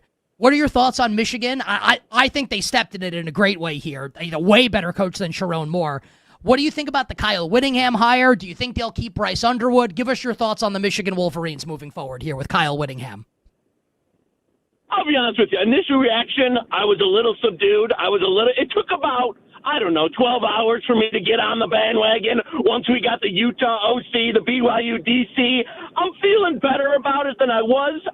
Still at 66, a little long in the tooth. I don't know how many good years he's got left. That would be my only concern. But the staff he's building, the culture he's bringing back, and the upgrade from, Sharon Moore and the extracurriculars that were going on, I think Michigan will be in a much better place in 26 and going forward with the Whittingham hire. So overall, now that I've seen the full staff picture, I'm more in the B range. It's not home run out of the park, but for the situation they were in, I'll take it. Yeah, I actually think, given the situation, that if everything's equal and Michigan had their choice of whomever they wanted, I think Whittingham's a B. I think given the situation, this is like an A+. It was a terrible situation, obviously, that Michigan found itself in, even if they did upgrade at head coach. All right, my friends, main event. 4 college football playoff games for us over the course of the next 72 hours or so. We'll go in chronological order. Cotton Bowl, New Year's Eve night, tomorrow night, Wednesday night. Ohio State, the reigning defending national champs, 9.5-point favorites against Miami. Total's been getting bet down. We're at 40.5 now. Knish, how are you betting the Cotton Bowl? You know what? And they served us up. The total after it keeps coming down. Double cross. Give me back on the over. I think now that we've hit 40 and a half, I'm going back here. I understand some of the move down. I think we've gotten to a point now where it's or exceed, and I'd expect a little bit of buyback on this. I mean, is this an Army-Navy game? Is this Iowa-Wisconsin in the middle of the? No, indoor track, some time off for both teams. I know Ohio State's defense has been very good. It's also played a really, really soft strength of schedule. And I know Miami's offense wasn't cranking it out for Texas A&M, but you've seen them get the run game going a little bit. I think you'll also see Ohio State with Ryan Day now calling the plays. What happened in the Indiana game? They went too slow. They had a couple of turnovers. That methodology that they had in the regular season last year of like this physical, we're going to go slow. As soon as they hit the college football playoff, boom, they turned it on, a little bit more pace, a little bit more throwing. I think you could see something here in the, friend of the show, Brad Powers, likes 31-10. I'm more in, I think Miami's more competitive, but I think you can see a 24-17 type of thing. Give me the over here. I'd slightly lean Miami, but for me, now that the totals come this far down, give me the over in this one. I'm buying back on the move down. I love that I could feel the gears turning in your head. Like, this is now the new show. Do I mention Brad Powers or not? Totally cool. Brad is Kanish's co-host on. I love that. You're like, do I do this or not? I could feel it in your head. Brad Powers and Joey Kanish hit the books as their college football betting show. You Better You Bet on this Tuesday. Nick Costos here with you, Westwood One Sports, on all socials at the Costos, TheKostos. Our guest, pro sports bettor Joey Kanish, on Twitter at Joey Kanish22. All right, New Year's Day, Orange Bowl, Oregon. About a 2.5-point favorite against Texas Tech, 51.5 the total. Ducks or Red Raiders, what do you got? This is for me. It's right on the cusp, right? If I see a 3, and I think we're seeing some juice 2.5s out there, that's the buy point for me. I like Texas Tech in this game. I think their defense, you can make an argument. Again, I know Big 12 competition and all that. I'm not going to say it was on the level of Ohio State this year, but for what they did we're talking a defense that absolutely smashed week in, week out, elite talent on the defensive line. For me, kind of the best front seven overall in college football. And now, you know what? You saw Oregon. You saw them against a greatly outmatched opponent, a nice big number on the scoreboard. And this number, which was, Oregon +1 in some of the look-ahead stuff, now keeps drifting. It's going to be Red Raiders for me, but sit on and see if you can snipe a 3 there. I think you might see a couple. That'll be the play for me. Even at 2.5, I'll be in on the Red Raiders, but don't jump early. Keep on the lookout for that 3. I think you might see a couple on game day. It'll be Texas Tech for me. I think they're going outright, but again, search for the best number. If you can snatch a 3 on game day, I think that's the play. And it looks like at BetMGM, where we would like everybody to bet because they're our title sponsor, it looks like we may be going to 3. Oregon, a juiced 2.5-point favorite against Texas Tech. So, look, whether you agree with me, I like Oregon. Kanish, you like Texas Tech. Make sure you bet the best number if you're going to bet on these games, and bet Oregon at a number less than 3, and see if you can get +3 with Texas Tech if you like the Red Raiders. Kanish, granddaddy of them all. Maybe rain in the forecast in Southern California at the Rose Bowl. Indiana and Alabama. The Hoosiers, I still can't believe Indiana's favored in a playoff game against Alabama. Indiana, a touchdown favorite against the Crimson Tide. 48.5 the total. I think Indiana might win by double digits. What say you? You know what? I'm with you on the cap, right? Like Indiana, I think they're significantly better team than Alabama, which again feels, if you've been following college football for a long time, it gets you shook even saying that. I don't think this Bama team is great in the trenches. The only thing for me is I was hoping, this got kind of bought up through 7 in that. It's a little rich now. I don't have a great, take on the side in terms of now this is getting through 7, even through 7 at a few places.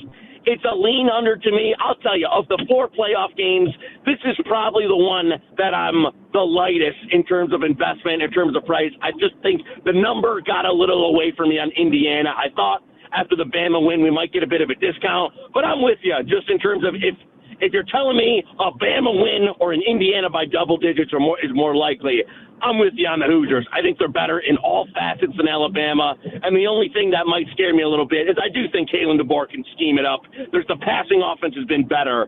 But just player to player, offensive, defensive line, running the ball and all that, this is an Indiana team that is significantly a level above where Alabama's at. So I don't have too much in this one. Gun to my head, I'd probably lay with the Hoosiers. But overall, this is one that I think I'll more enjoy, and we'll see. With that said, if the only thing in these new college games, right, is if there's going to be some rain, a sloppy field, I would like the under even a little bit more. That would, to me, would be then go full on the under.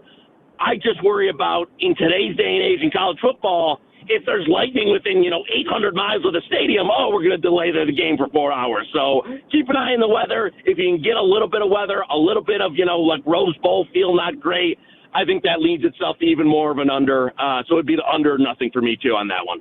We'll close with the Sugar Bowl in a second, but I've said this a couple times over the course of the show today. Even if you're a new listener and viewer, thank you for being with us here, and you don't bet, Kanish is a pro bettor and deals with people that are professionals and bet a lot of money on these games. So even if you don't bet, I think this is an interesting window into how people that bet a lot of money view games where Indiana's definitely the better team than Alabama. I can't believe I'm saying that. I can't believe we're here, but it's pretty indisputable. Doesn't mean Indiana's going to win. Bama, of course, can win, but Indiana, a deserved pretty big favorite in this game in the Rose Bowl. And let's close here, Kanish, with the Sugar Bowl on New Year's night. Rematch of a game we saw in October, won by Georgia in come-from-behind fashion.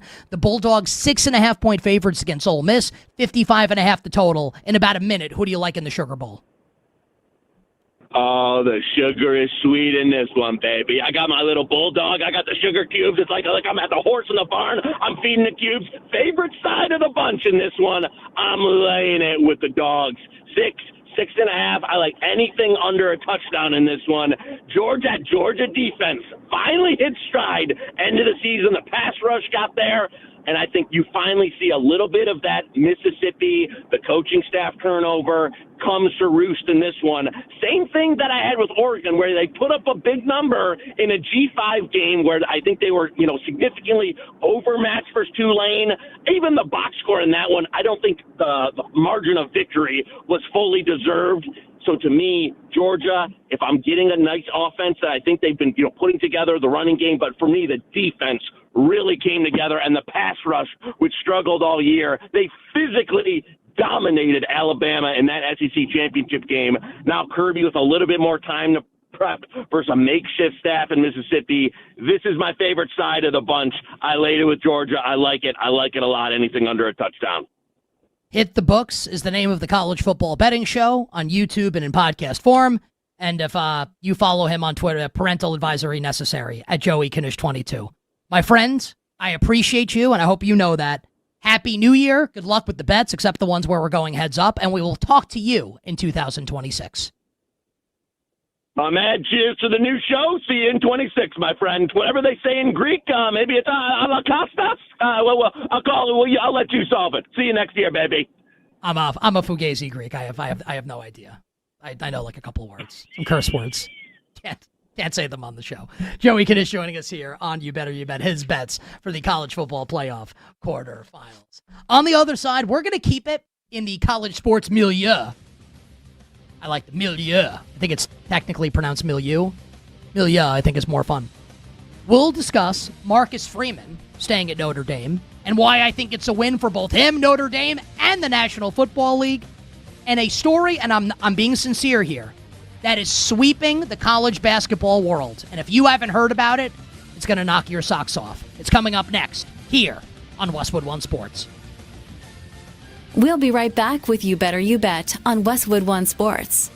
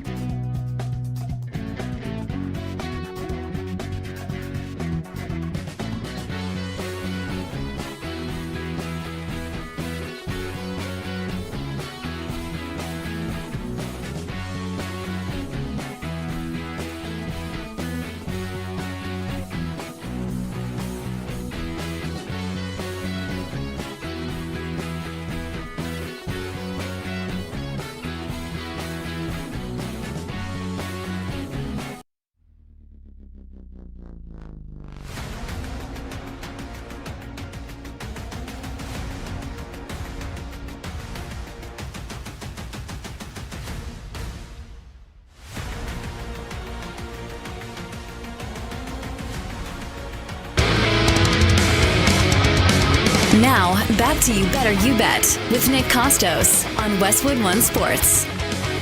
We are awaiting news on Denver Nuggets star center Nikola Jokic, who got hurt last night in the Nuggets' loss in Miami against the Heat. We don't get it here on the show today.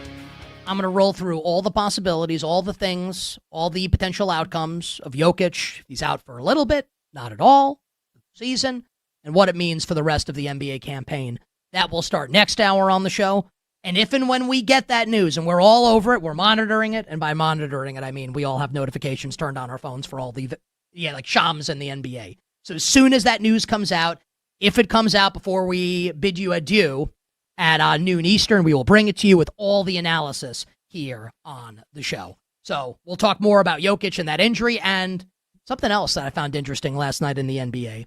A team that is back up on the ascent that I think is worth a bet at price right now to win its conference. That's all coming up next hour here on You Better You Bet. But for now, we're going to keep it to college sports. Let's talk about Notre Dame. It was interesting, right? Had Joey Knish, Pro Sports Bettor, on the show in the last segment, and he mentioned that Notre Dame, one of the best teams in the country this year. And I don't want to turn this into a Notre Dame should have made the playoff over Miami. We've kind of been there. We've done that. It's old news. I personally, given this, what the format is, I think the committee made the right move, just to get my take out there on this new show in case no one has heard it, which doesn't mean that I wouldn't bet Miami if Notre Dame played Miami on a neutral field. Notre Dame's better, but Miami beat them, so I think Miami deserved to be in. And there had been some thought with Notre Dame on the outside looking in of the playoff and then declining to play in a bowl game, that Notre Dame's head coach Marcus Freeman might leave to go to the National Football League. Multiple NFL insiders tweeted, reported that the New York Football Giants, my favorite team, were interested in Marcus Freeman. And there were other NFL teams, like nameless teams, that were reportedly interested in Marcus Freeman as well. Well, Freeman is staying at Notre Dame. He tweeted yesterday, 2026, run it back, go Irish. Freeman reportedly received a, quote, enhanced contract. I will translate that for everybody. It means he's going to make way more money. I'm generally of the belief that God, you believe in God, God's never going to let anybody have it all. Now, Marcus Freeman's got a great job. I'm a straight man, married to a woman. Marcus Freeman is very handsome, like an objectively good-looking guy. Has anyone seen Marcus Freeman in an interview recently? He has, like, painted-on hair. He gets caught in a rainstorm, there's going to be some trouble. I look at that as God's way of evening the playing field for, like very handsome, rich guy who's very well built, doesn't have a great hairline. That's how I make myself feel better as someone who is vertically challenged, to say the least. So Freeman's staying at Notre Dame. And I think everybody wins as a result. Freeman wins, he gets more money. Notre Dame wins because they get to keep their head coach in a year where apparently they're going to rig this so they make the college football playoff moving forward. Pete Bavacqua, their AD, those reports came out that Notre Dame's basically trying to rig this, right? Where they're not going to miss the playoff on a technicality again. And we can debate the merits of that, and if it's right, wrong, and different, whatever, it looks like that's going to be the case. And I think the NFL wins as well. I'll just speak as a Giants fan. I don't want Marcus Freeman as my head coach in the NFL, which doesn't mean that he can't be an amazing coach in the college level. I think he's an awesome college coach. And if he were to leave Notre Dame, Michigan would have thrown a bag at him, would have been a great hire. LSU would have thrown a bag at him, would have been a great hire. Any team would be lucky to have Marcus Freeman as their head coach in college. But I think there's a big difference between being a CEO type at the collegiate level to then doing it at the NFL level. Where you'd have to tell me at the NFL level, man, he's bringing some tremendous coordinators with him to actually, not that he doesn't know X's and O's, that's not the insinuation at all. Played a linebacker at Ohio State. But, everyone says he's a CEO-type head coach. That can work in college. I don't know if it's going to work in the National Football League. So I think it's great for everybody. Great for my favorite football team, the Giants. Don't have to hire him. Great for Freeman. He gets more money. Great for Notre Dame. They get to keep Marcus Freeman. And if you, the listener, you, the viewer, you had to set, and you'll be able to bet this. The BetMGM will post it next year, heading into next year's college football season. Notre Dame is going to lose star running back Jeremiah Love to the NFL. And Love will be a top pick in fantasy football drafts next year. And if you play Dynasty Fantasy Football, which I do, and members of our crew do as well, Bill Zimmerman, Tyler Morales, I'm looking at you. We'll have to get Kenny Henderson in one of our leagues also, one of our Dynasty leagues. Jeremiah Love will be the number 1 overall pick in Dynasty Fantasy Football after the NFL draft. So Jeremiah Love is going to leave. He's going to the NFL. C.J. Carr, Notre Dame's quarterback, he's coming back. And given again that Notre Dame, right, wrong, or indifferent, and we'll save this for next hour now, like college basketball, you can say this, like right, wrong, or indifferent, like the system is rigged right now in both sports. Like it just is. Notre Dame is trying to like rig this so they make the college football playoff. So what happened this year doesn't happen again. They're going to be a huge favorite to make the playoff next year. And if you're Marcus Freeman, why would you go coach like the New York Football Giants and deal with the nonsense here where I'm at in New York when you could like take Notre Dame to the playoff next year for the second time in 3 years? A no-brainer, and one of the rare cases in sports or in life where literally everybody wins. Final hour, power hour, coming up next. I'll give you all my bets for tonight in the world of sports. We'll reiterate the bets coming up for the college football playoff quarterfinals. We will give you as a crew our favorite sports moments in the year of our Lord 2025. But we will start the hour talking hoops. Nikola Jokic's injury. The team that I think is ascending right now in the Eastern Conference. And the story sweeping the college basketball world that you need to hear about here on You Better You Bet. We'll be right back with You Better You Bet on Westwood One Sports.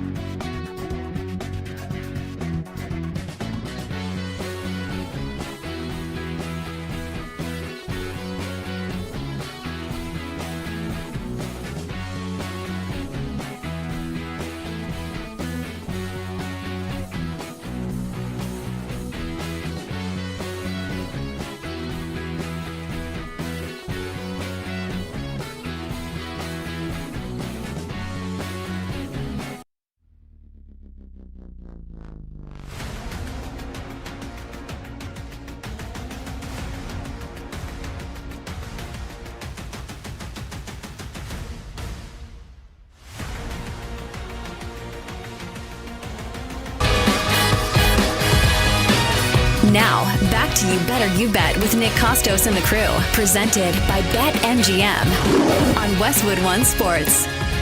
Bring it up, Kenny.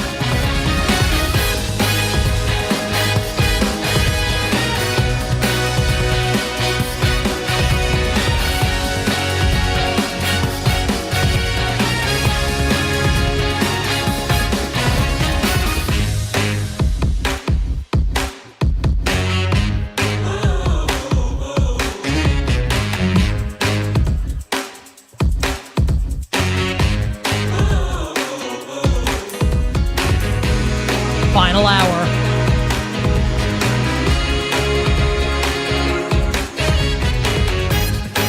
Power hour. You Better You Bet on Westwood One Sports. Nick Costos, our unbelievable crew, and whoever the hell you are. The Power Hour and every hour here on You Better You Bet, presented by BetMGM. Make it legendary by downloading the BetMGM app and visiting BetMGM.com. For people watching the show on YouTube and Twitch right now, you got comments, you agree with stuff we're saying, disagree with stuff we're saying, fire them in. Mike Brown will let me know. We'll shout you out on the air. More interactivity coming on this version of You Better You Bet than we had in the past iteration. We will be taking your submissions, taking your comments, etc. on YouTube and Twitch, on Twitter and Instagram as well. Speaking of Twitter and Instagram, you can follow me on both of those social media platforms at the Costos, TheKos, TOS. Day number 2 here on Westwood One Sports. Great to be a part of this network. Great to be in this new time slot. Great to be informing and entertaining you, the listener, you, the viewer, in the world of sports. We'll talk about Nikola Jokic and his injury last night in just a moment, but you'll forgive me. I'm a little rattled at this moment right now, like in my actual real life. So I'll try and be brief here because we have a lot of sports we have to get to, but I think people will appreciate this. So my wife and I, and I'll really say it's mostly me, are like a sucker for stray animals.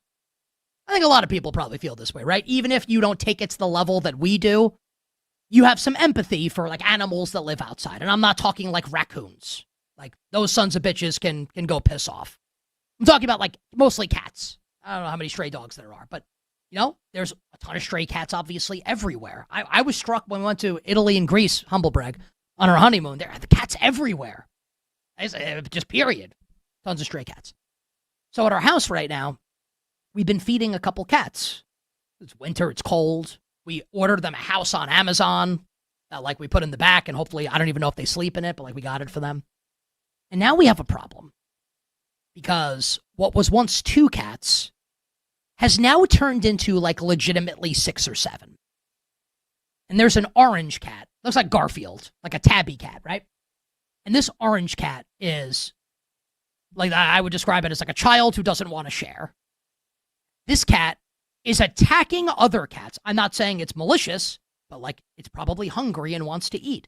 And now in like the night, we will, and usually in the night, we're like listening to see if our daughter wakes up. Now we hear like cats screaming because they are fighting. My wife just texted me this picture. I want to show. We thought there was one orange cat. And for people watching the show right now, if you can see this, there are now 2 orange cats. 2 orange cats. And I think they are both psychos. So now we have to make the decision. Are we done feeding the stray cats? Because now it's like the whole neighborhood's here. Like, secret's out. This is the house you want to be at. This was like the buffet. Like you're showing up at the Sizzler from back in the day. For all the cat food that we're putting out. I think we might. I'm not going to, but I don't know if this is going to end well. I just wanted to, a little rattling right now, knowing that the cats are literally fighting in our backyard. Which makes me think of, and I don't mean this to be a political comment, but Trump in the presidential debate with Kamala Harris saying they're eating the cats. The cats are fighting in my backyard. They are. So I'm not sure what I'm going to do about that, but just wanted to share that with you, our audience. A little glimpse into the life of Nick Costos when I'm not watching sports or talking about sports with you, our listeners, and you, our viewers. Again, let us know on YouTube and Twitch. Do you agree with any of this? Eating the stray cats, what I should do. Hit me up on social media at the Costos, TheKostos. Okay. Sports. No news yet on star Nuggets center Nikola Jokic. And in case you missed it, Jokic got hurt last night, and it happened during Monday Night Football. So, I wasn't watching the Nuggets game, the Nuggets Heat game. I had the Rams-Falcons game on the main TV, and that's where I was, my attention was focused on. Bets, fantasy, and look, it's an NFL primetime game in a week. I'm going to watch that over a random NBA game, and I love the NBA. But I'm going to be watching the NFL. And when I saw this cross my Twitter timeline last night, it, stopped me in my tracks. That Nikola Jokic goes down with a knee injury. His legs get caught up with teammate Spencer Jones. Who? Spencer Jones. And Jokic immediately goes down holding his knee. Now, something to consider with Nikola Jokic is that he basically never misses games. The least amount of games he's played since he's been Nikola Jokic is a very nice 69. That's the least. So it always feels like, for me at least when I watch games, Jokic goes down, takes a hard fall, he's going to get back up. He always does. And he didn't this time. And he limps to the locker room with assistants, and it's whoa. This is one of those, and it's not apples to apples, but I was thinking about it, and I think the most apt sports comparison, and it's not apples to apples, it's like how I felt when Bernard Pollard tore Tom Brady's ACL week 1 of the 2008 NFL season. Where, the indisputable best player is potentially out for the year.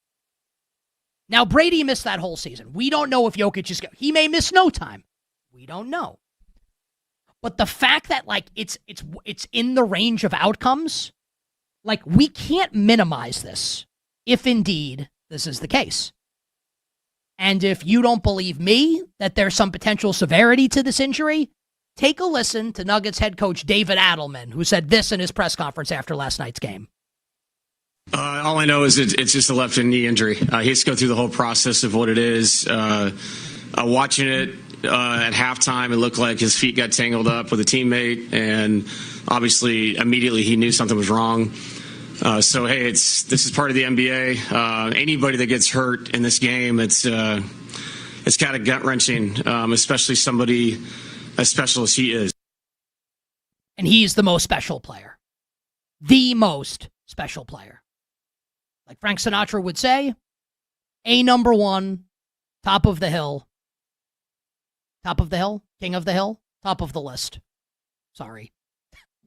I can't be getting, as a Mediterranean from New York, I can't be getting Sinatra wrong. And then he throws in another A number one, which I always find funny. These little town blues. They're going to have the big city blues in Denver if Nikola Jokic is out. Let's be clear about this. Nikola Jokic is the best basketball player in the world. Not 1A, not 2. 1. This is not a debate. This is not like Jordan or LeBron. And there is no debate there. It's obviously Michael Jordan if you watch both guys play. There's no debate here. And I'm a Knicks fan telling Michael Jordan ruined my childhood as a Knicks fan who grew up in the 90s. But yeah, he is the best player of all time. LeBron's great too. Jordan's better. There's no debate here. None. Took me until show 2 on this new network to do a LeBron Jordan thing. It just came up organically. Jokic is the best player in the world. With apologies to SGA and any other contenders. Luka, doesn't matter. Wemby, it's Jokic. This season, Jokic is averaging 30 points per game, 12 rebounds, and 11 assists. Absolutely ridiculous. Absolutely ridiculous. Now, we don't know, again, if he's going to miss any time, sometime, or the whole year. Let's play it out with incomplete information. And when the information comes out, it will probably render a lot of this null and void. But you play the hand that you're dealt. If we were in the old time slot, we would probably have this information. We'd probably know it, but we don't right now at 11:09 a.m. Eastern Time on Tuesday, December 30th, year of our Lord 2025. If Nikola Jokic is out for the season, and I pray that that's not the case, even as someone who's invested in the Thunder to win the title, I don't want Jokic to miss the year. Like, he's the best player. It's way more fun to think about and talk about the NBA when the best players are playing. In any sport, you can say that. If he's done for the year, the Nuggets are done. That's easy enough, right? But Denver, I don't know if Denver can win anyway, but they certainly can't win without Jokic. And the Thunder, the Rockets, and the Spurs, who I think are the only other teams in the West that can win, I don't think the Lakers can win, would all be doing cartwheels. And not that they want someone to get hurt, but you take Denver out of the equation, it's a big, big, big deal. Okay, that's if he's out for the whole year. What if he's out for a month? Hyperextended knee. 2 months, 6 weeks, 2 weeks, somewhere in that range. I think the Nuggets can tread water for a little bit. I don't think they're going to be great, but they also won't be like the Bucks without Giannis. Like, they're not going to be that bad. Like, they still have Jamal Murray, who's maybe having the best season of his career. They have Jonas Valanciunas, who's a legitimate center, which they haven't had in the past behind Jokic. So again, like, they're not going to be great when you take away the best player in the world. But I don't think like they are like the worst team in the NBA or like a top, like bottom 5 team. I think they can at least tread water for a little bit. If Jokic is out for 2 weeks, a month, 6 weeks, 2 months, I don't think it's a death knell for their season. Something else to consider. Let's say Jokic is out for 2 months, right? 6 weeks, whatever. Denver right now is not at the top of the Western Conference. They're not at the bottom either. They're currently, and we are early in the season, and I know that, they're 3 games clear of the 7 seed in the West. And you know why that's important, because you're a big sports fan, because you're watching and listening to the show. And this is a show for big sports fans and casual sports fans alike, but I'm guessing you're probably a big sports fan. And you know the reason for that is because they'd be in the play-in, 7, 8, 9, and 10. There's a chance, if Jokic is out for an extended period of time, and he comes back, that we could get, not will, but could. I want to get this on everybody's radar. We could have, this is not an exaggeration, and I'll preface this by saying, this is not hyperbole. This is not said for dramatic effect. I want you to listen to what I'm about to say, and then ask yourself if I'm right or not. We could get a first-round playoff series of Denver and Oklahoma City. And if that happens, it's the greatest first-round playoff matchup in the history of sports. Not just the NBA, it's the greatest first-round matchup ever. And I know we started the show talking about Rams-Eagles being a badass matchup on wildcard weekend in the NFL. This dwarfs that. It just does. Jokic against Oklahoma City. It'd be the greatest first-round matchup ever in any sport, if we get it. So again, we'll wait for official word on Jokic. If he's just able to come back and play in the next game, which I doubt, but if he is, great. Business as usual. Denver's going to be a top 3, top 4 seed in the West. I don't think they can beat OKC, but they did take him to 7 last year.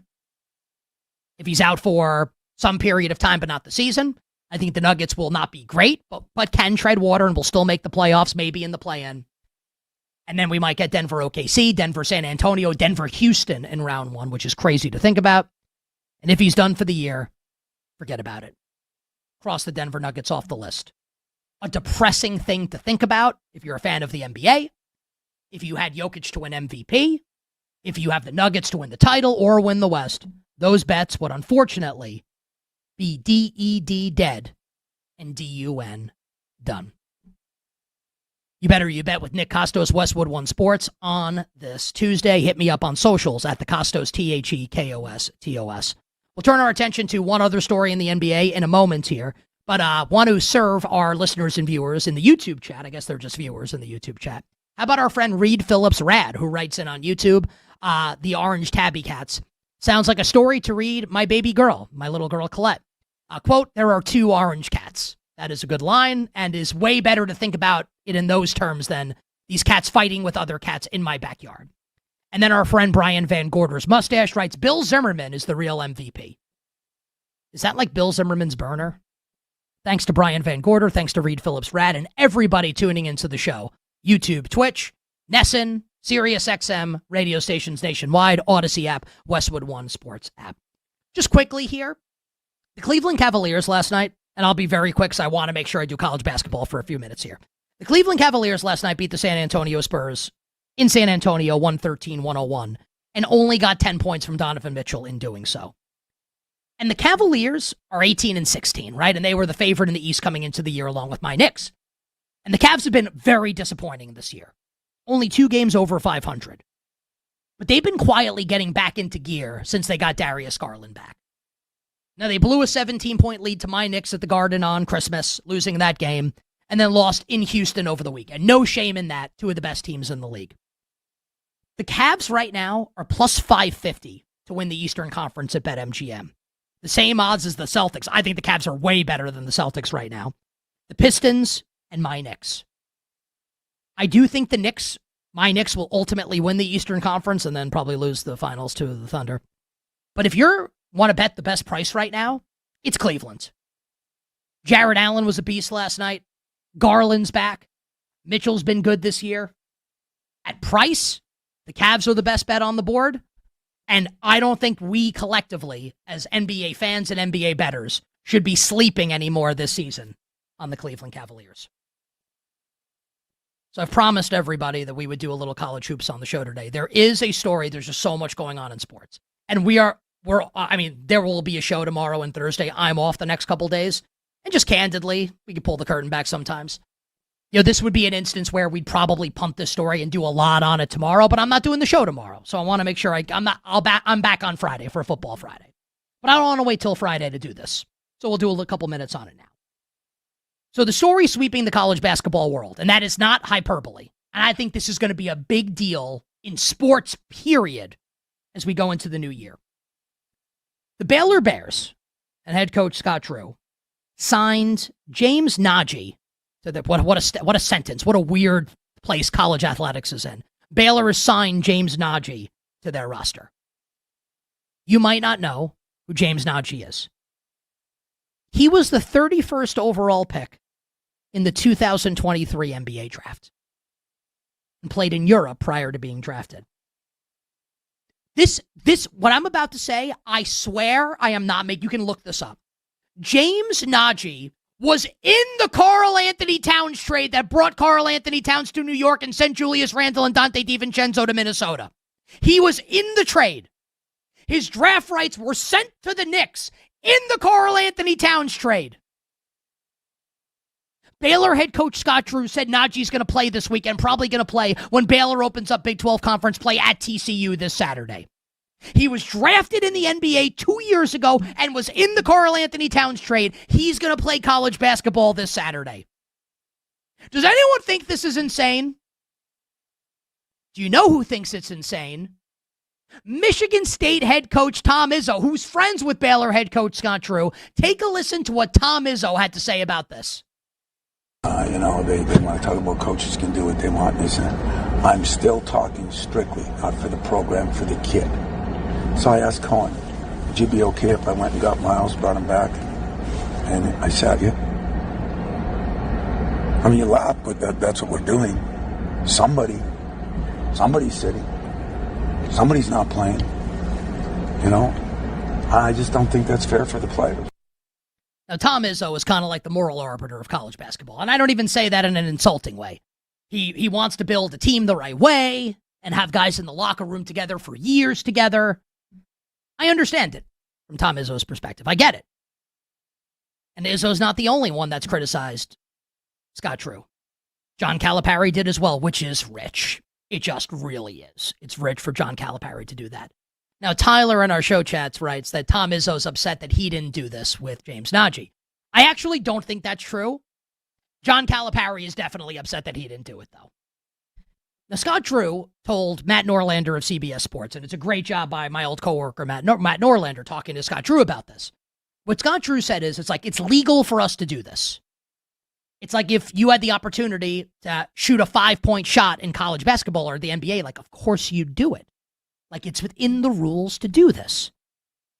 And there's a big picture convo to be had about like regulation needed in the NCAA, and does the NCAA need a real commissioner to oversee this? Because it's like the Wild West. It's ridiculous. I'm like less interested in that part of the conversation. And I'm not saying it's not a valuable conversation. I'm just like not terribly interested in it. It does open the door to some weird things potentially happening. Like, I don't know, like what's next? Like Carmelo Anthony's going to sign at Syracuse to play with the Sun. Perry Ellis comes back to Kansas for a 19th season. I mean, it's like, where does it end? Kevin Pittsnogle and Mike Gansey return to West Virginia? Like, where does this end? Like, when does it stop? I'm not going to lie and tell you, our audience, our listeners and viewers, that this makes me angry. It doesn't. It doesn't really impact my life at all. And I know there's probably like a moral quandary here, which Tom Izzo kind of alluded to. I'm kind of happy that the kids are getting paid. I don't really care. But I understand the people that do. And as this season drags on, you are probably going to see more of this happen. And it's going to be a shock to the system when it happens in a time period where we don't have the NFL regular season winding down and college football playoff games to talk about in sports. As when we get into March and the end of February, this stuff is going to take center stage. It's going to be a huge story in 2026. So just get ready for it. Again, a guy that got drafted in the NBA 2 years ago and was in the Karl Anthony Towns trade last year is probably going to play for Baylor this Saturday against TCU. Tom Izzo can be mad. John Calipari can be mad. Maybe you, our listener, and you, our viewer, maybe you're mad as well. My take on the whole thing: don't hate the player. Hate the game. We'll take a quick break. And because this is my last show of the year of our Lord 2025, we've got some audio here. We're going to have some fun in the next segment. We are going to give you as a crew our favorite moments from the calendar year in sports, 2020. Very much look forward to that. We'll also talk about why Falcons Saints has got way more juice than you ever thought it would in Week 18. You Better You Bet rolls on, presented by BetMGM, right after this. We'll be right back with You Better You Bet on Westwood One Sports.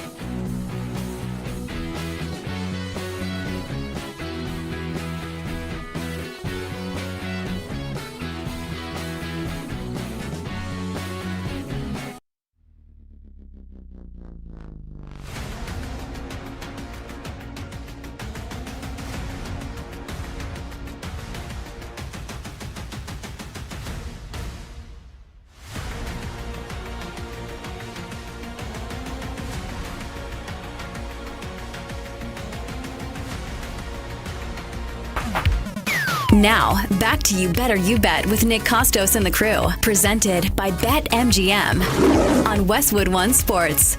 Bets for tonight will close the show in a little bit, and I'll reiterate my bets for the college football playoff quarterfinals. The crew will join me momentarily, our favorite sports stories of 2025, supported by sound because, still an audio medium. But just want to circle back to what we talked about at the start of the show. The Rams Monday Night Football loss to the Falcons in Atlanta.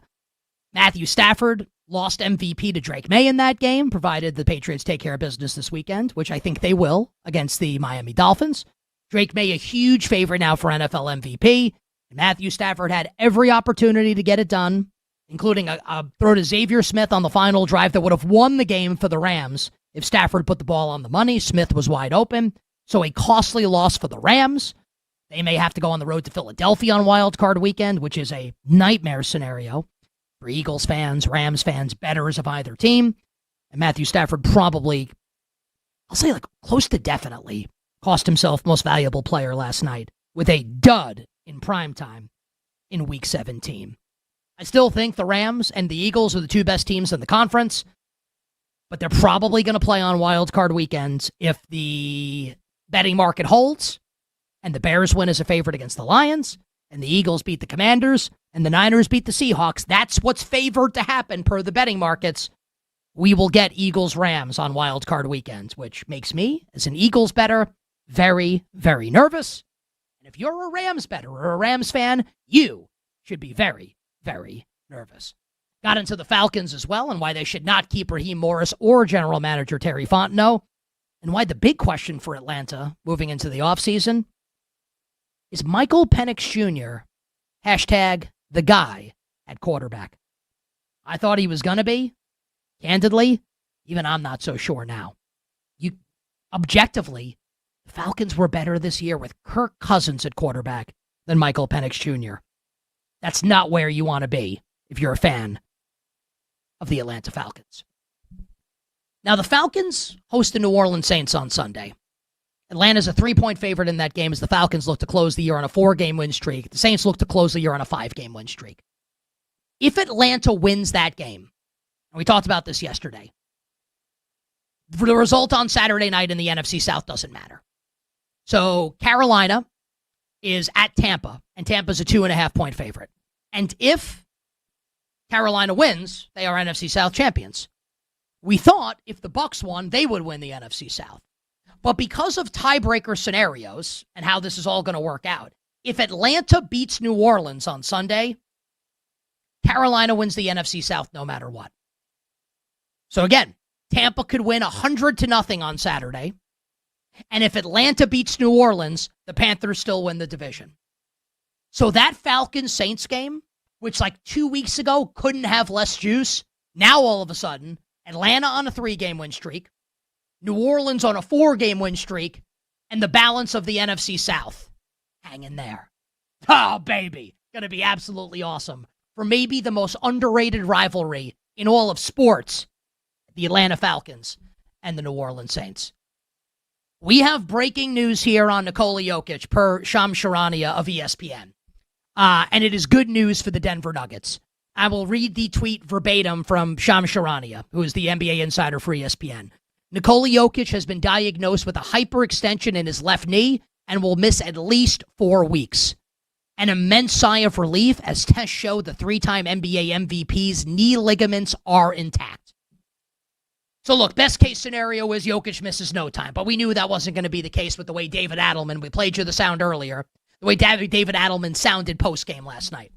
This is best case scenario for the Denver Nuggets.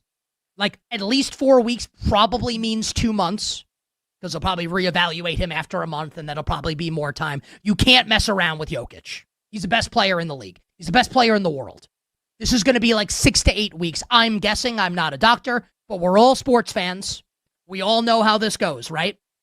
So I'm guessing he'll probably be out until March. Through the All-Star break, certainly, for Nikola Jokic. Maybe back around NCAA tournament time. And while this is a huge blow to the Nuggets in 25-26, it's not a death blow.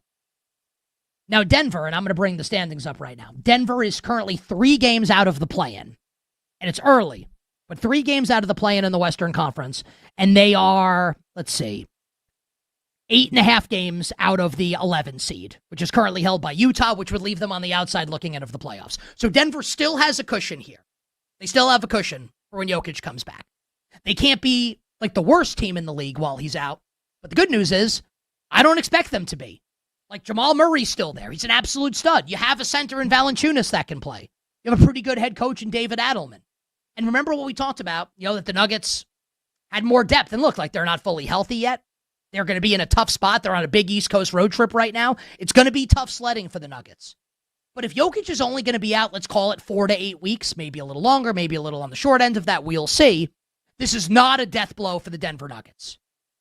And what this does do is bring one of the scenarios that I talked about earlier this hour into play, where we are now very much in the zone. Unless, like, Jokic comes back and they rip off 1 million wins heading into the playoffs, they get the 6th seed, whatever, right?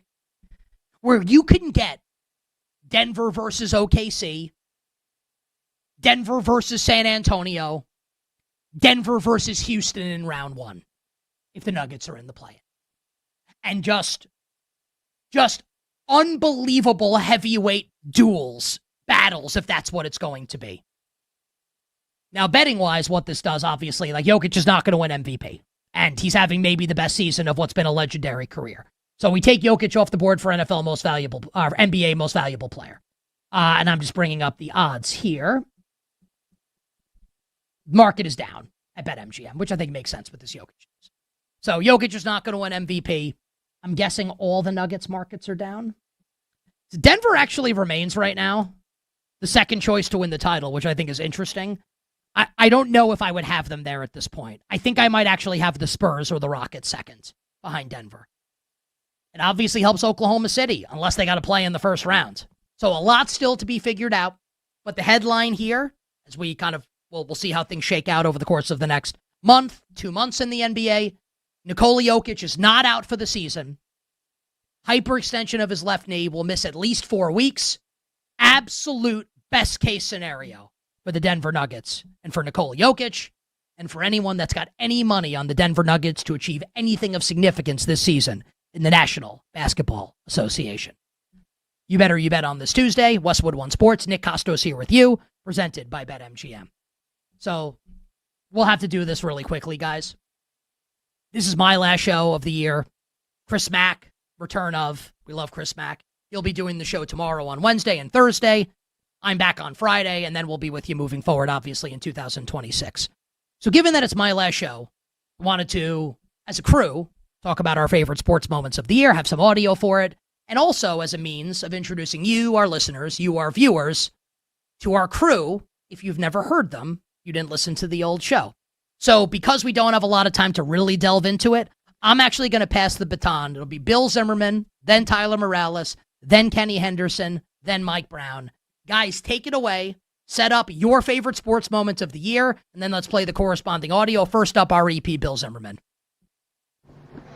All right, I'm going to jump in because I had only been on this show a few months in January, and it takes a lot for Super Bowl week when you're down at Radio Row to knock the NFL off the headlines.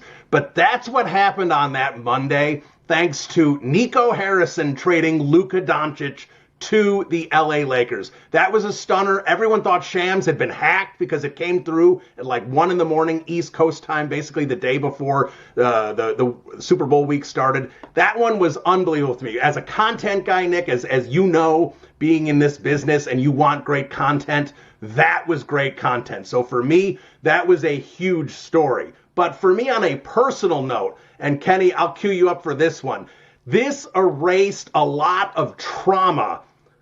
One play against the Green Bay Packers, Chicago Bears. Kenny, fired up. On the fake, Williams looking downfield, watching downfield, going for it all. It is caught. Bears win it. DJ Moore.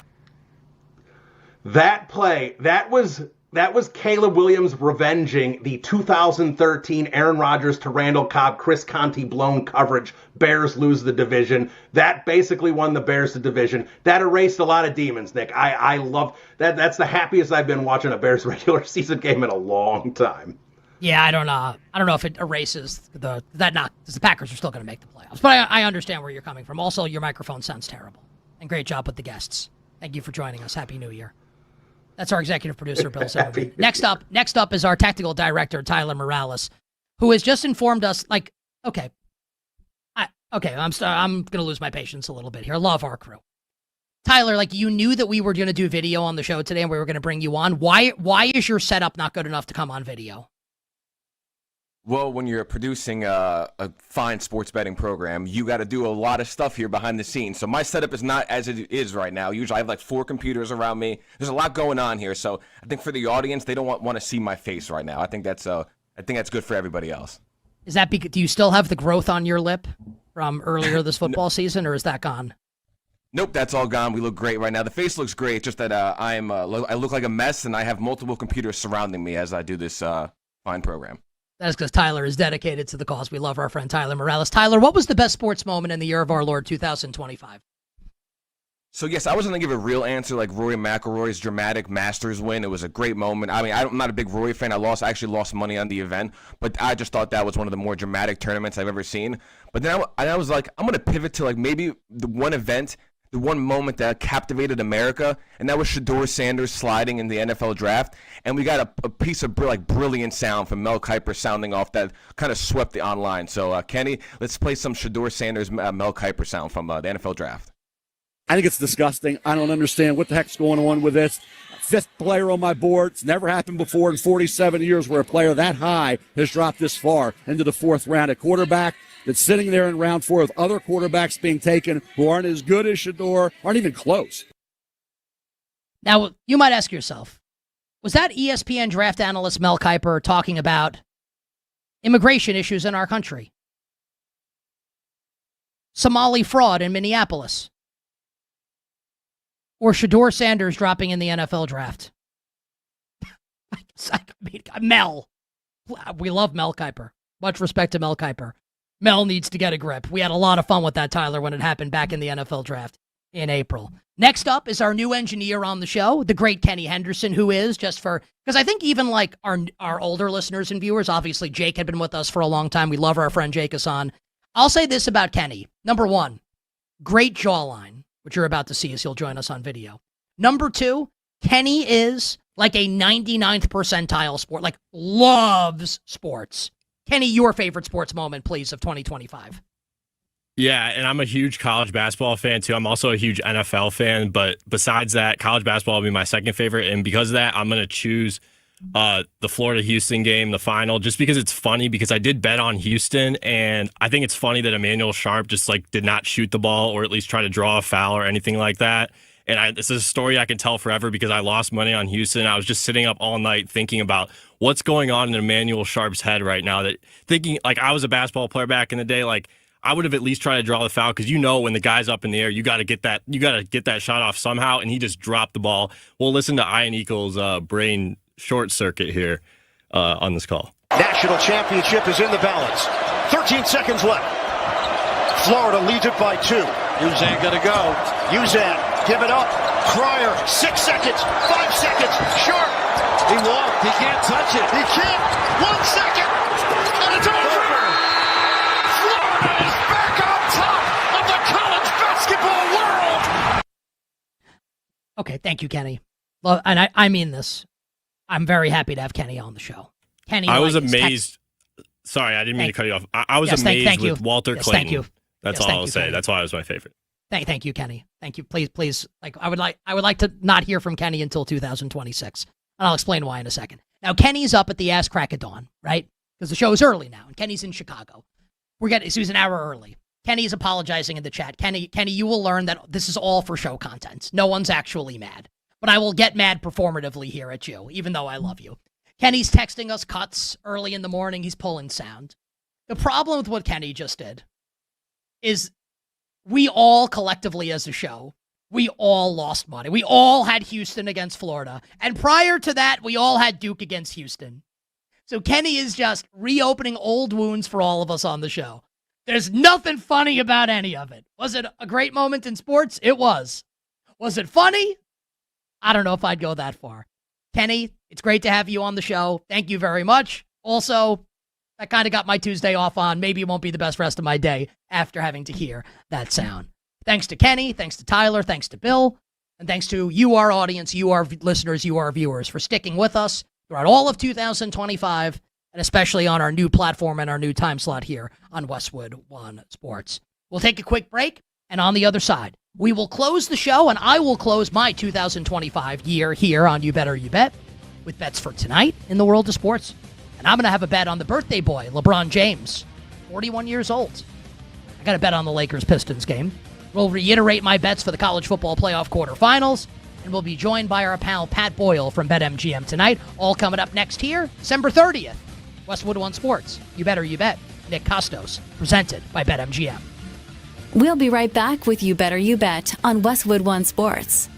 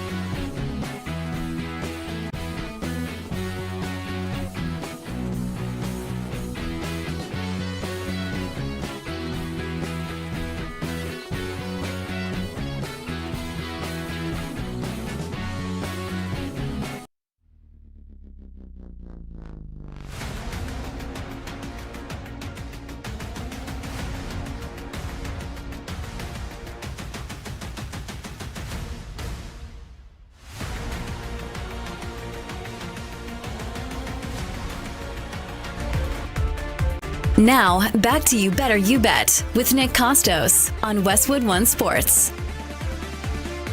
BetMGM players will receive an Any Sport Parlay Boost token. To use the Parlay Boost token, add a parlay wager made up entirely of any sport wagers to your bet slip and activate the token. If you win your wager that was made with the token, you will receive extra winnings.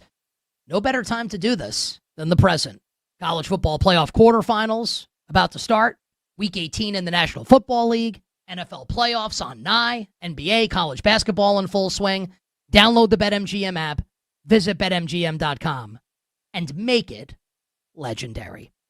Have some thank yous to dole out before we wrap up the terrific Football Tuesday edition of You Better You Bet with all our bets for tonight in the world of sports.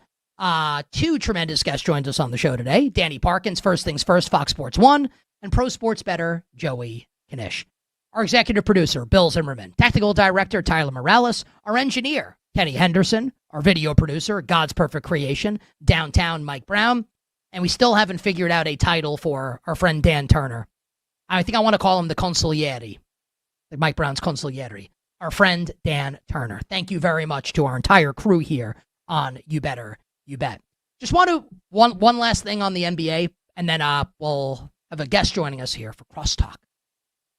The Nuggets are currently down a number of starters, as like Shams and a bunch of other people are tweeting on social media. I know Aaron Gordon's out, Christian Brown's out. Murray's the only starter available to them right now. They are going to get players back over the course of this span. So as I mentioned, I just want to clean this up, they're going to be up against it on this East Coast road trip. I do think they're going to be able to tread water, though, like in 2026, until Nikola Jokic does, in fact, come back. Joining us right now, one of the hosts of BetMGM Tonight. Yesterday, we welcomed Brad Evans to the program. Today, Brad's newly minted co-host, fellow New Yorker, one of my favorites, the great Pat Boyle, 6 to 11 p.m. Eastern, weeknights here on Westwood One Sports. BetMGM Tonight along with Brad Evans. Pat joins us here. Pat, Happy New Year, my friend. Welcome to the show. Yeah, Happy New Year to you, brother. This is a new journey for all of us. I'm excited to be on it with you, excited to be on the same lineup as you now officially, and, can't wait to kick some ass here. Pat, give us, please, your favorite bet, either for tonight in sports or for the college football playoff in like 30 seconds. Favorite one, I think, is Georgia. I just think, look, for Ole Miss, it's a cute little story, right? Lane Kiffin leaves, rah, can get you over the line and blow out Tulane. This is a whole other animal they're about to face with this Bulldogs defense that has gotten better and better and better as the year has gone on, holding Texas, Bama, Georgia Tech, all the 10 points or less.